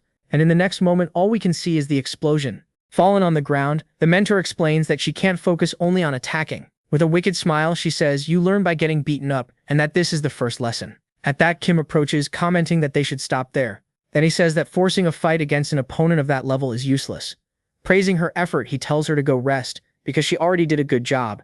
Now alone in the arena, she confirms that it was finally time for their fight. He then asks how she ended up becoming a mentor, and she laughs at his surprise. She explains that Oh-Soo-hoon asked her to, offering a deal to ignore the previous incident. Excited, she reveals that the punishment would be completely cancelled with the mentorship, which made her accept. Hearing the story, he comments that the disciplinary chief was surprisingly bold in that negotiation. Before fighting, he makes a request, and she says she'll hear it and decide. With a determined look, he asks to start the PvP with the replay turned off. Intrigued, she asks if he plans to go all out, saying she was curious too. Explaining the rules, she decides to make an exception and turns off the replay for him. Then she gets ready, saying she'll see what her junior can do. Adjusting his tie, he asks with a smile for her to teach him well. His overheating skill rises in rank, greatly maximizing its overall effect. Knowing it's hard to control, he decides to end the fight quickly and decisively. Moving at speed, he uses his silent steps to catch the mentor by surprise. Caught off guard, she is surprised by the attack and he tears off the first sticker. With the seal in hand, he says they should continue. Surprised, the woman asks him to at least give her a moment. Advancing, Kim says there was no such thing as a pause in a duel. Then touching the ground, Gyeong says that apparently she had no choice. Like a Genki Dama, Kim raises his hands, creating a sphere with his wind ability, and brings it down with full force, forcing the girl to dodge. She moves away, wiping the sand from her eyes, when Kim appears in front of her, thus removing the second seal. Surprised, the woman asks him to at least give her a chance to get ready. With a smile, he says he's going all out to win that fight once and for all. Going for the last sticker, he says he'll get the item no matter what. But to the boy's surprise, she jumps over him, dodging the attack. Admitting her oversight, she comments that he survived the chamber with only one burn. Throwing several thorns, she says she should deal with him, according to his ability. Knowing that the garden only causes damage within the area, he analyzes the situation. Standing amid the shadows, he simply stares at the mentor with a very serious expression. He understands that if he keeps his distance, his overheating will end, and they'll draw the fight. But he also knows that maintaining the domain will drain her energy very quickly too. With that advantage, he moves in, knowing she can't use other abilities right now. Surprised by his advance, she expected him to hesitate at least a little. When she was preparing for a kick, Kim appears at her side, asking where she was aiming, and with a movement of his hands, he knocks her to the ground. Then while extending his hand, he comments that he would take that seal too. With that, victory goes to the young man. Back again, she asks who had let the others rest. Hai then notices that the stickers on the mentor are in different positions now. Drawing attention, she scolds the group, saying their close combat skills are weak. At that, she gives them a lecture, saying they need basic defenses against fighters. Announcing the day's focus, she says the mentorship will be about hand-to-hand combat. Seeing the group upset, she dismisses them, offering 3 more chances for the task. Looking at the screen, he realizes that completing the mission increases the event bonus. The mentor then questions him, saying that someone at his level doesn't need mentorship. But he replies that he needs to learn everything he can, especially from her. With a smile, he reveals that he's after a specific evasion-based trait. He understands that the reward only counts if he receives direct help from his mentor. Agreeing to help, she gets ready for the training and tells him to take his position. Then she suggests that he remove the bracelet, and he asks if that means no limits. With a smile, he says that increases the chances, and she questions the condition. He reveals that the trait's name is Distortion, leaving the mentor quite surprised. Curious, she asks what the trait does, and he promises to demonstrate once he learns. Agreeing to help, she removes her bracelet and prepares for serious training. Taking off the bracelet, he agrees to begin the serious training right then and there. With a smile, she tells him to prove he's not just all talk. Launching a shadow projectile, she shouts for him to try dodging her attack. Barely dodging, he realizes it's one of her clan's projectile arts. Analyzing the tactic, he understands that she used Shadow Leap to hide. With an extremely high mana cost, this skill is incredibly difficult to use. He realizes that her level now is completely different from before in the fight. Dodging another blow, he admits that the attack was legitimately very risky. Using the skill without hesitation, he deduces that her core is A rank. Seeing the situation, he understands that learning the trait means stacking attack dodges. With the huge rank difference, each dodge gives him 3 to 4 stacks. He then reveals that he's going to use the mentorship to finally unlock his new skill. Suddenly, he stops moving, leaving the mentor completely confused by his behavior. Tired, she falls to the ground and says she's going to take a break for a while. Seeing her exhausted, he understands that she used a lot of mana and that he can wait calmly. Calling him over, she tells him to come rest a bit too before they continue. Praising his dodges, she says he avoided everything, and he credits it to his grades. Sitting down beside her, he says that this is standard mentorship training. She then asks him to at least save a replay, but he tries to ignore the question. He knows that keeping the skills requirements secret is going to cost him dearly. Seeing the situation, she asks what the price is, and he asks for a favor voucher. Suspicious, she asks if he isn't going to ask for anything weird like joining his club. He then proposes that she can say no if she doesn't like the favor when the time comes. With a smile, she accepts, and he wonders why she wanted that so badly. Changing scenes. In another arena, a new character appears amid the destruction. Yawning, Seo Yirian seems bored, until a figure appears in front of her. From the mist, a silhouette appears and says it has been a long time since she last saw her. Revealing her identity, the woman greets her, calling her my lady, which surprises her. Giving the instructions, the mentor says that Selya Yuil will face her throughout the entire session. She then reveals that she will be the elite enemy in the fights to come. With her hand raised, she says she wants to assess her lady's progress. Explaining the rules, she puts on a barrier bracelet to begin the first lesson. Creating an energy shield, she warns Ye Yuan not to trust her memories. Preparing for combat, the mentor takes her position and gives the signal to begin. 2 weeks earlier, she receives a call and is shocked by the news she hears. Desperate, she shouts, discovering that her lady signed up for mentorship at the academy. She then remembers that her lady had always been unmotivated, despite her enormous talent. The girl's lack of motivation had always left her genuinely irritated by the situation. Looking at the application, she wonders if some desperate strategy by the academy had worked there. Tired, she had only hoped that the girl would at least show up to class more often. Regardless of the reason, she sees the registration as a rare chance to truly instruct her. With determination, she decides that she will use all her knowledge to teach her well. Back in the present, the mentor gets ready and warns that the training is about to begin. In silence, Ye Yuan stares at the mentor with a slightly irritated expression on her face. Worried, the mentor wonders if she overdid it, and whether she should lower the difficulty a little. Suddenly, Ye Yuan materializes a weapon, surprising the mentor with her new skill. She then realizes that the girl formed a magic bullet with nearly flawless precision. Even with the refined bullet, she knows that other skills will be needed to break her shield. The mentor then plans to praise her progress and introduce the concept of projection in class. Without warning, Ye Yuan fires with a bullet coming straight at her. The woman is left speechless, being thrown backward. She can hardly believe the magnificent progress of her prodigy student. Still shocked, she asks how Selya Yuan mastered magic bullet and projection. She continues, wanting to know how the girl learned and trained 2 skills in 1 month. Discovering that Kim Ho taught her, she is surprised to learn that he suggested the mentorship. Seeing her dedication, the mentor swells with pride and asks the reason for the change. At that moment, Yoin remembers how Kim helped her. With a smile, she simply replies that she felt like doing it. That's all. Seeing the smile, the mentor is left speechless for a brief and tense moment. Then she goes into shock, realizing that her lady is smiling for the first time. The next day, Kim was asking Hwil how the mentorship was going. He replies that it's going well, with a fantastic mentor and valuable training. When asked about the group, Haeyeon reveals that Han So-mi was placed with him. Taking a sip of his drink, Kim Ho understands why he saw so many Sword Club members heading that way. Saying that was great, Kim encourages him to ask for a duel, but the boy reveals that he already had and was turned down. Kim comments that asking nicely might change things, so he says he'll try to find out what she's interested in to help his friend. Seeing the kindness, Hien thanks him, and Kim thought he had a strategy for that. Suddenly, Selya Yuan arrives, and Hien asks if the mentoring went well. Not understanding, the 2 boys see Selya Yuan's mentor right behind her. Introducing herself, the woman says she is An Jung-mi, the mentor assigned to her. Both Kim and Han introduce themselves. Then, adjusting her glasses, she says she has already heard a lot about the young man in question. At that, she asks to have a private conversation with him, which catches him a little off guard. Deciding to leave, Hyen comments that it's better to give them some privacy, and the woman thanks him for his consideration.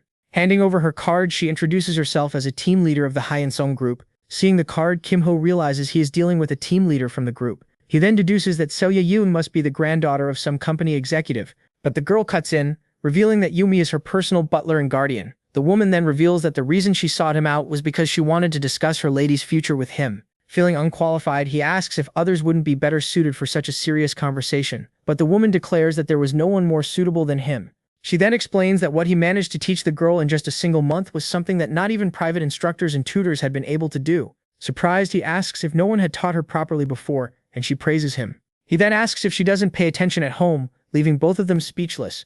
Trying to smooth things over, the woman says that she focuses on what interests her, but he notices. He then says that he will support her, and the woman thanks the young man for his help. Sharing the news, the woman reveals that her abilities have advanced to C rank. Thoughtfully, he says that despite her power, she still needs more mobility and defense, so he suggests that the girl learn some mobility skill, and the woman asks if he had any to recommend. Our protagonist in turn recommends the skill Featherwalk, saying it would be the ideal option for anyone. Functioning like silent steps, the skill reduces weight and increases movement speed.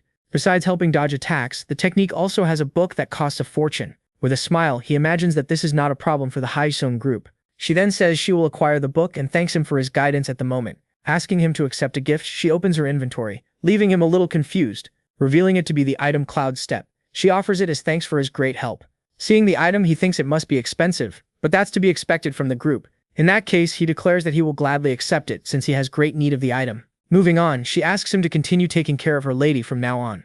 Hours later, Kim thought about leaving Yenon's development in her mentor's hands for now. He remembers what he had promised his friend, but decides that he needs to go to the workshop before anything else. Suddenly, he sees a limping figure and wonders if that's Hai over there, and judging by the location, he notices she was coming from a PvP match. Seeing her condition, he wonders if the mentor defeated her that harshly. Calling her by name, he startles her, and she turns to him in surprise. Asking what he's doing there, she tries to keep her composure. He then comments that the mentoring must have been exhausting, but she denies it immediately. Seeing her reaction, he says she looks exhausted, and she tells him to stop.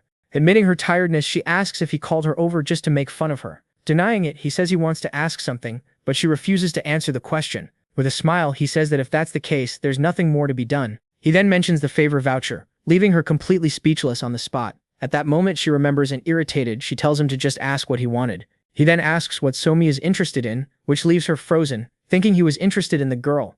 After he explains, the irritated girl says he should have said so earlier, but he defends himself. Thoughtfully, she says she wants to help, but that her friend is not easy to persuade. He then comments that he will convince her personally, which she says would be very helpful. Surprised, she notices that he is being very considerate, and he tries to explain himself. Embarrassed, she thanks him for the help, even though he denies the real reason for his attitude. Saying goodbye, he says he'll head out first, but she stops him from leaving. With a smile, he proposes another bet, and she accepts the challenge immediately. She then reveals that the bet will be about who can peel off more stickers in PvP. With a confident smile, he thinks that he has already removed them all. Asked about the prize, she answers that it will be another favor voucher like last time. He then deduces that she probably wanted to ask about the burn scars he has. Confident, he thinks he won't lose, so there's nothing to lose in the bet. So he smiles, accepting the deal, and they prepare for the challenge to come. Changing scenes, Kim had been called to the workshop, which he deduces means some problem. The blacksmith then reveals that there was a problem during the processing of the rare material, just as the young man had expected. Explaining the situation, the blacksmith comments that combining the items was easy, but the problem came afterward. The cold energy dissipated the heat of the furnace, preventing the metal from being properly shaped. Seeing the boy's reaction, the blacksmith notices that Kim Ho had already expected that result. He then asks if the young man has a plan B, which Kim confirms, though he says he wasn't sure it would work. Interested, the blacksmith asks what the boy would request if the plan worked, and smiling, the boy thinks the man was very straightforward. Kim Ho then asks that, with whatever material is left over, a small item be made. Agreeing to the proposal, the blacksmith says he will make an extra item if the method works, and in that case the boy says he will get in touch as soon as everything is ready. Kim understands that a master blacksmith would not abandon a difficult process, even if it meant paying an appropriate price. Revealing his plan, he figures that to melt the alloy, he needs a fire mage. His target is the head of the Ruby Magic Tower, one of the most powerful in the academy, and since she is his classmate's older sister, he has a way to get close. With the ruby in hand, he knows he will be treated as a very special guest.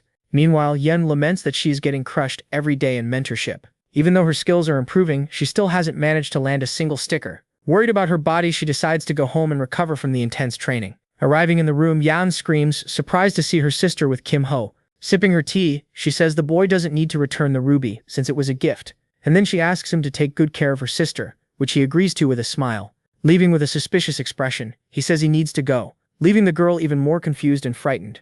Pointing at him, she asks why that guy is there, and her sister defends him by saying the boy was respectful and decent. Mentioning the training, she says she heard the two of them are in the same group now. Continuing, she recalls that the girl had said she was having difficulties in mentorship, and at that moment Yon shouts that it was the same for the others. Calmly sipping her coffee, her sister asks if she is going to remove all the stickers in the PvP round. Irritated, she asks why she should do that. Then with a serious look, her sister states that she should remove all the stickers.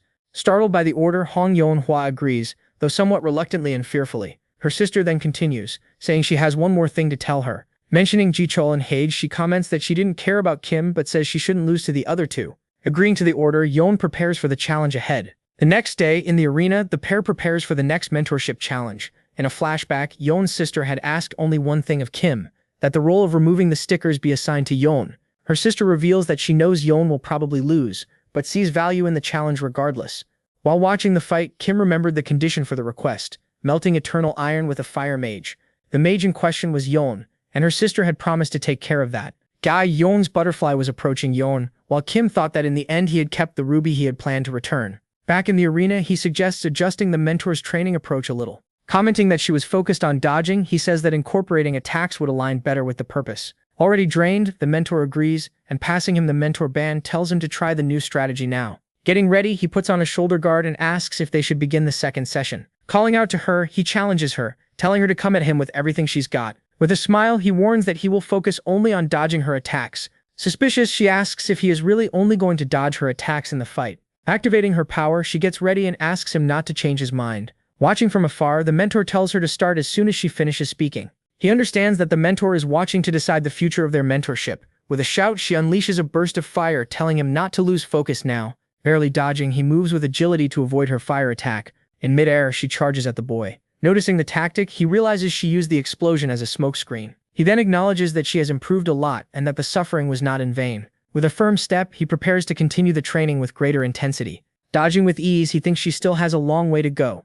The mentor simply watches in silence as the fight unfolds in the circular arena. He understands that this training is useful for both of them, serving as a reference for them. Struggling to attack and defend, she knows the difficulty is going to increase a lot. Exhausted, she falls to the ground and shouts, saying she can't do that anymore. She wonders how he manages to dodge so many attacks without being hit. Getting up, she decides it is better to run away before she attacks him again. Calling her name, he stops her from leaving. Then with a smile, he says he heard she has a special trait, the water flame. Surprised, she asks how he knows, and he reveals that her sister told him. Being a rare trait, the water flame is awakened by very few fire mages. Strong enough to burn at the bottom of the sea, the trait gives an advantage against ice. He reveals that he knows her trait is stuck at rank E, which frustrates her when she finds out he knew that too. Kim thinks powerful traits grow less under normal conditions, but he thinks that only applies under normal conditions, and proposes a way for the girl to evolve. Surprised, she asks if he really can break the barrier and how he would do it. He then explains that to overcome the barrier, it is necessary to surpass the trait's specialty. With a smile, he says she needs to burn something immersed in extreme cold.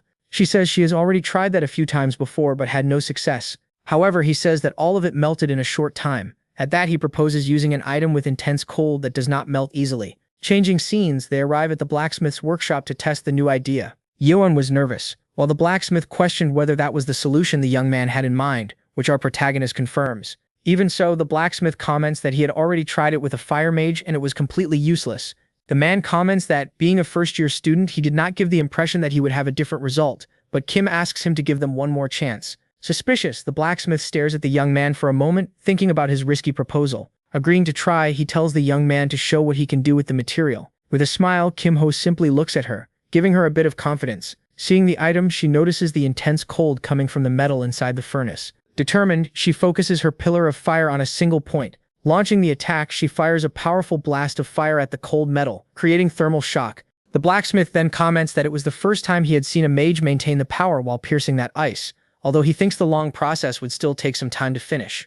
Kim asks him to just give them a few more days, and seeing that there was hope, the man accepts without hesitation. Days later, in the arena, he realizes that today is the last day of the mentoring cycle. Arriving at the arena, Yang greets Kim and asks if he is there alone. Noticing that the girl was cheerful, he asks if she had ranked up by any chance, which leaves her completely shocked, asking how he knew. With a smile, he says it is written all over her face, but she gets confused.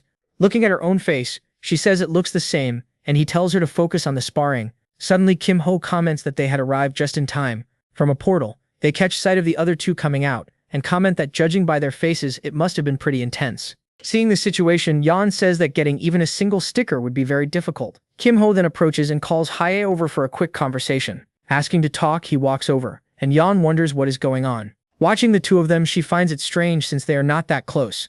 Lost in thought, she wonders why she cares so much about that. Distracted, she is called by Kim, who asks why she did not answer. Seeing that he has returned, she asks about the conversation, and he explains the reason. Curious, she wants to know how many stickers they got, and he reveals it was none. Realizing the opportunity, she says that if they get one, they will already be ahead. With a smile, Kim encourages her and she agrees that it seems possible. He then tells her to try anything she wants and that he will support her. Surprised, she asks if they are going to fight together, and he says he is not just going to watch. Trying to explain herself, she gets a little embarrassed by his confident answer. He then calms her down, telling her to do exactly what she practiced in training. Normally she would feel pressured, but today somehow it feels very different to her. Seeing them enter, the mentor warns them not to disappoint her, like the last pair did. With a confident look, he encourages her, and she prepares for the fight. Holding her staff, she says with determination that she can do it no matter what. Using her abilities, she prepares for a powerful attack with her pillar of fire. Seeing that they change their strategy, The mentor asks if they are overdoing it right from the start of the fight.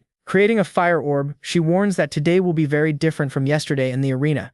Launching the attack, she prepares to show her new and powerful ability. With a shout, she unleashes a huge wave of fire at her opponent in the arena. With a shadow sword, the mentor gets ready, trying to understand the new strategy. She then uses the sword to block the fire explosion quite easily. Even with the force of the attack, the mentor manages to defend herself with her shadowy weapon. With the explosion, the arena is covered in flames, creating a battlefield-like scene. Watching the flames, she realizes that the novice wants to interfere with her shadows. Advancing through the fire, Yan attacks the mentor with a precise strike, but the mentor blocks the attack, saying it was not even close to enough.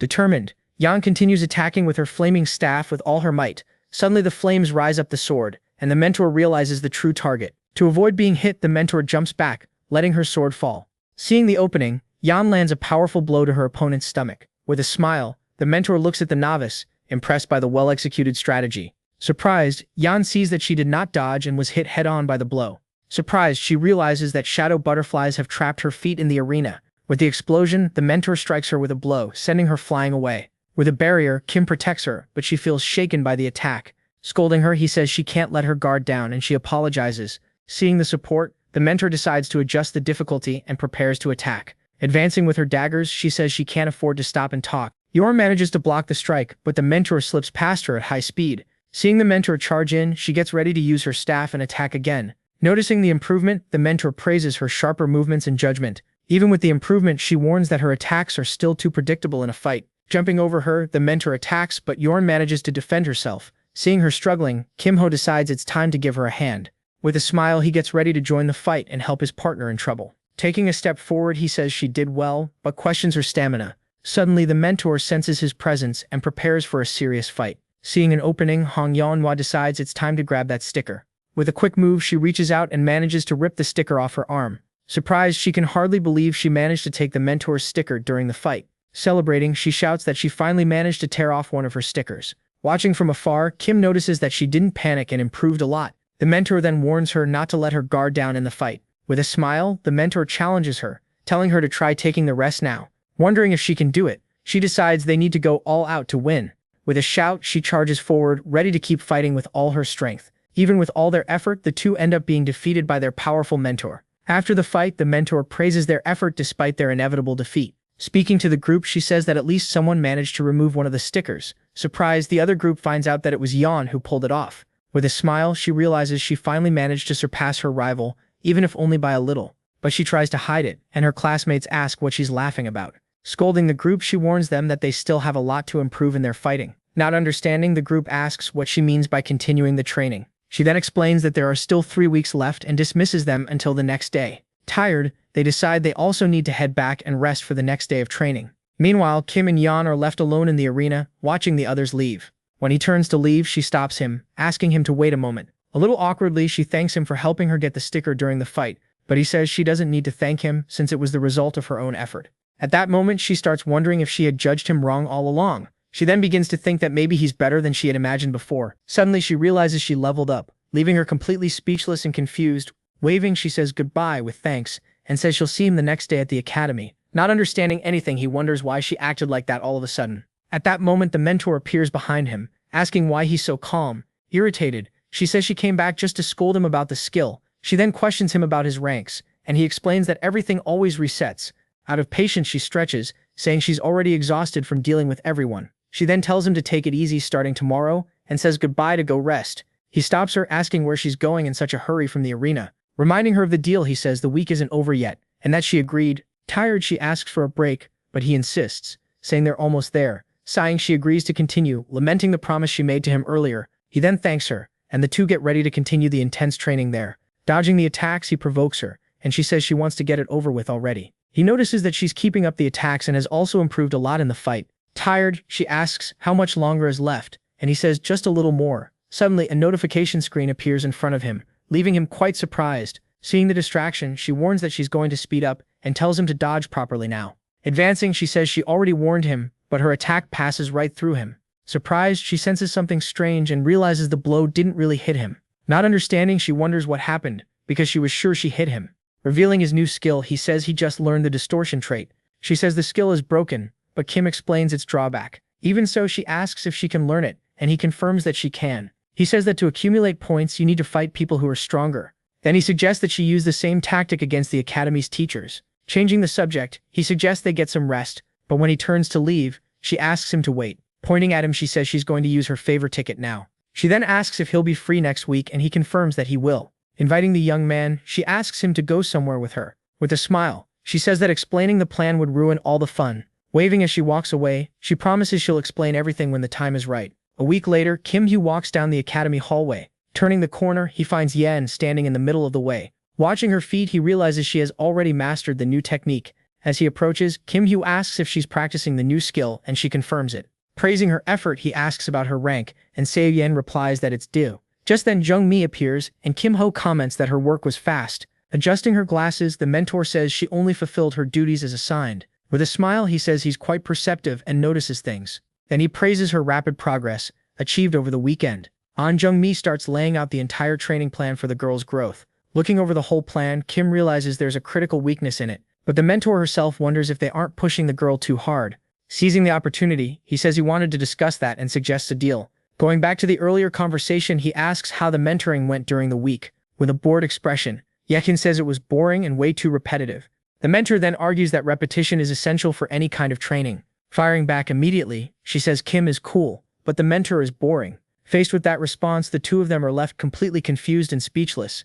Asking if there's any other problem, he hears the girl complain about being sleepy. The mentor then explains that 4-hour naps are not acceptable. Seeing the situation, he realizes he needs to handle the conversation very carefully. So he asks what she needs, and Yeon answers that she wants to rest. Suggesting a break, he says they'll let her rest, but the mentor protests. Whispering to the mentor, he warns her of the risk that the girl might simply collapse. Understanding how serious it is, the mentor finally agrees with the decision and falls silent. He then asks if she's going to spend her break time just sleeping. Shaking her head, the girl shows that she has other plans in mind.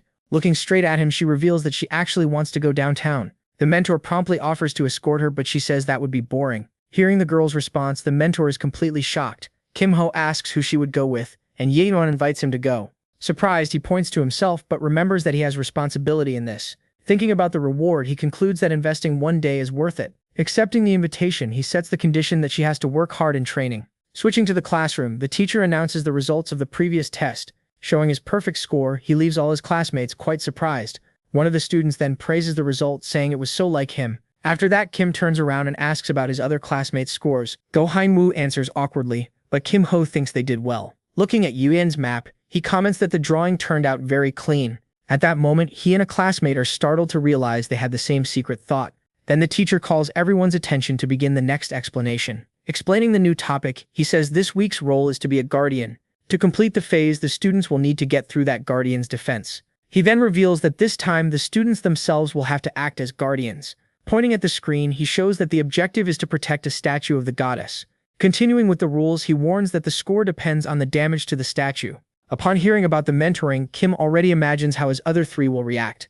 Looking at the group, he realizes the problem is the bored look on Yuen's face. He then wishes the mentor good luck, since she's going to have another difficult week. Switching to the arena, he finds his other mentees and asks about the rules. Seeing their discouragement, he notices that all their spirits are completely crushed. Suddenly, a voice shouts for everyone to be quiet and stop making noise. She then tells them to forget the chatter and get ready for the rules. Showing a map, she says she added 2 rules. Starting with close combat, she explains that under this rule, damage will only count at short range. Kim-ho thinks it wasn't that bad, but he's still waiting for the second rule.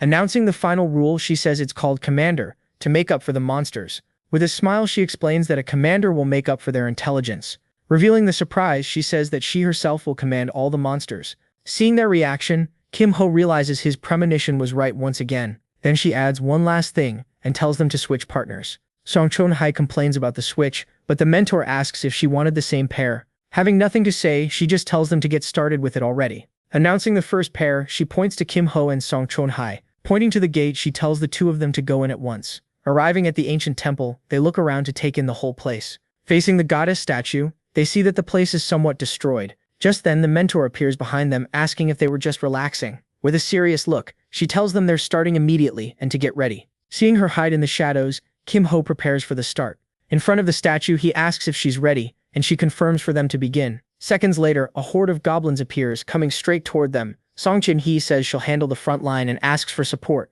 With his arms crossed, He says he's counting on her to resolve the situation. Shouting for everyone to disappear, she attacks the horde with all her strength. The monsters get startled, and in the next moment, we see the girl holding one of the goblins with her hand. Looking around, she notices something, not understanding anything. She wonders why some of them weren't affected, until Kim reminds her that there was a rule limiting short-range damage. Determined, she says she'll eliminate each of them one by one. Now, watching from afar, he remembers that her mana reserves are impressive. With a relentless fighting style, she unleashes a non-stop sequence of attacks. Her mana is on par with that of veterans, but he still notices a flaw. He realizes her control still needs a lot of work and more training. Because of that, she ends up using brute force instead of focusing on technique.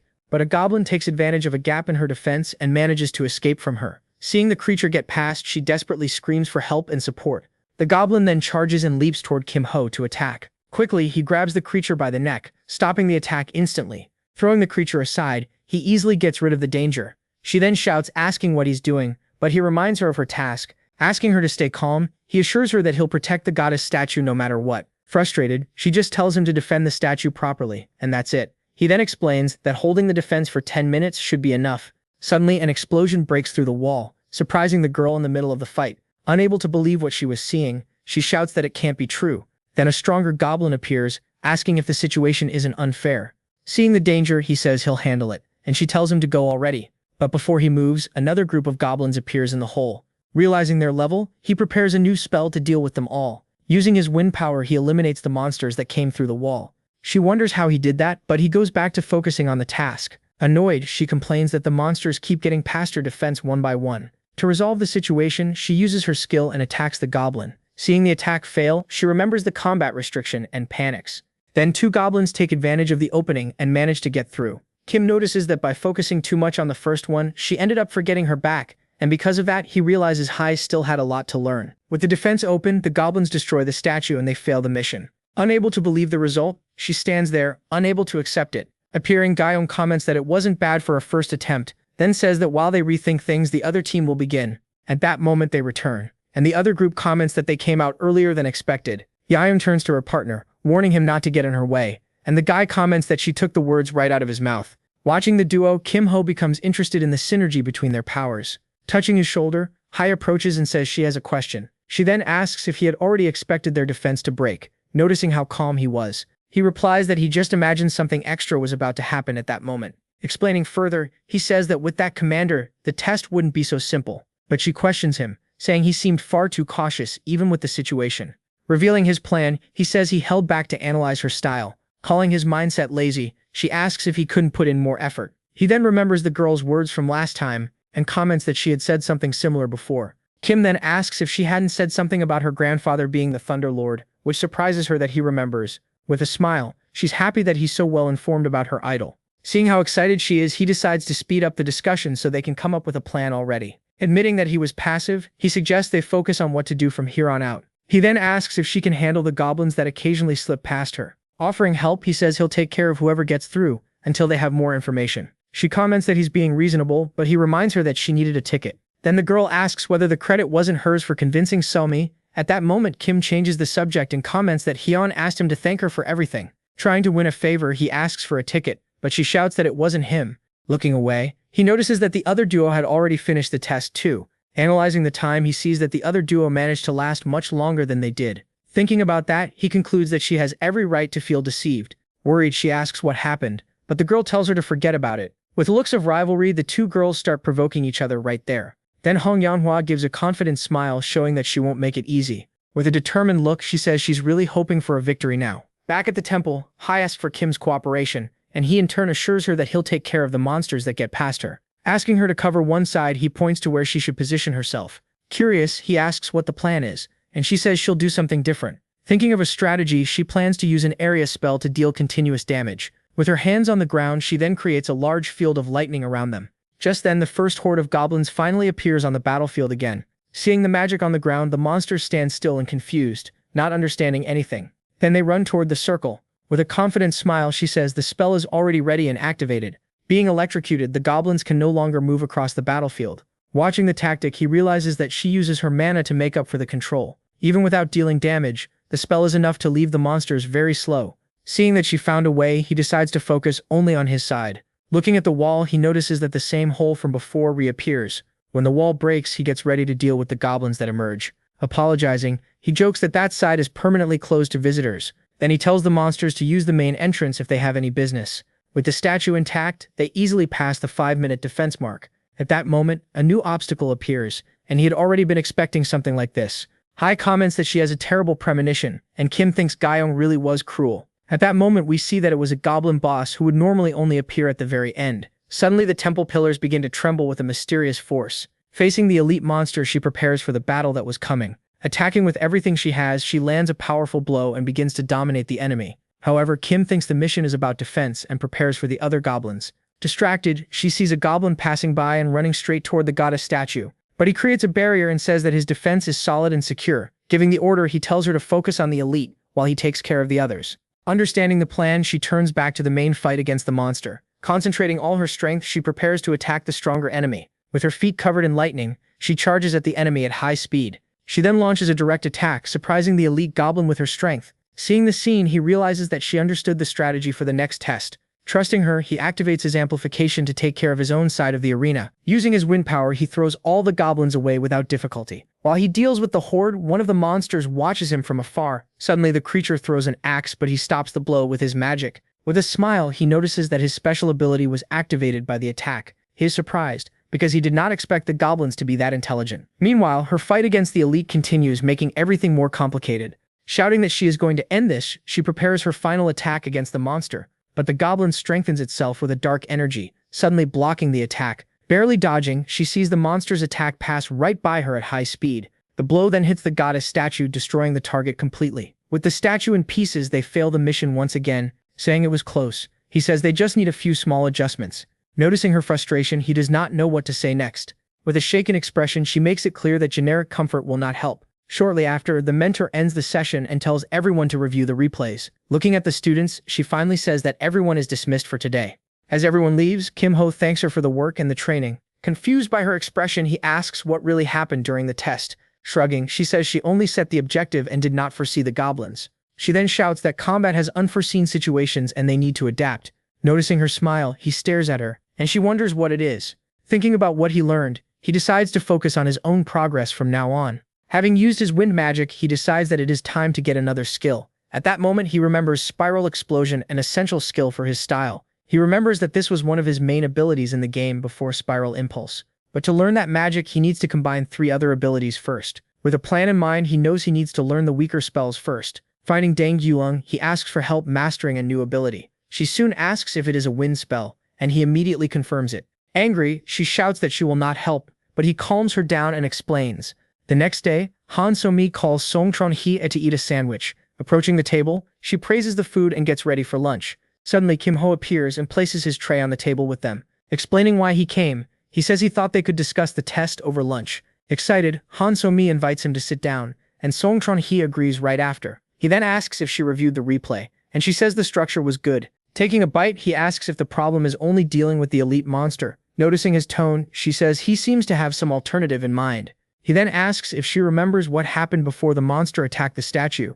Recalling the scene, she finally realizes that there was an important detail before the attack. Eating a snack, she says there was a roar and a movement, and he agrees. After the explanation, he tells them to watch the enemy's movements carefully. Then she gets up, saying they'll go ahead and see each other later. With a wink, he says goodbye and tells them he'll meet them later. More excited now, the two turn around and look at him with a smile. Back in the arena, they wait for their turn to enter the test again. They notice that the other pair was taking longer than expected. Confidently, Kim says they can pass if they take care of the elite goblin. Seeing the time run out, the other pair finally manages to complete the difficult challenge. They then leave the arena, looking quite satisfied with their result. Seeing her rival ahead, she gets irritated, but he tells her to relax. Determined, she tells them to get in there already and finish the test once and for all. Starting the new attempt, she activates her lightning field once again. She then charges at the horde of goblins, rapidly approaching them. With a shout, she strikes the first goblin with a very strong blow. Next, she attacks another goblin, showing all her agility in combat. Warning that there's no escape, she traps one of the monsters with her lightning. Standing in the middle of the field, she keeps the enemies under control with her magic. Watching from afar, he notices that her accuracy has improved a lot since the first time. Suddenly, the elite goblin appears again, growling and ready to fight. Seeing the monster, she says she finally found it, and prepares to attack. She then says she'll finish it quickly and asks him to provide cover. Readying her hand, she concentrates a large amount of lightning for the attack. With a powerful strike, she hits the elite goblin with all her strength. He realizes that her strategy is good, but questions whether she can be fast enough. In any case, he says his job is to provide support until the end. Watching the other monsters, he notices that they also seem to have a plan. Seeing them spread out, he understands that they want to surround the statue from a distance. Then one of the goblins throws its weapon toward the goddess statue. Even while blocking several attacks, one of the axes manages to get past him.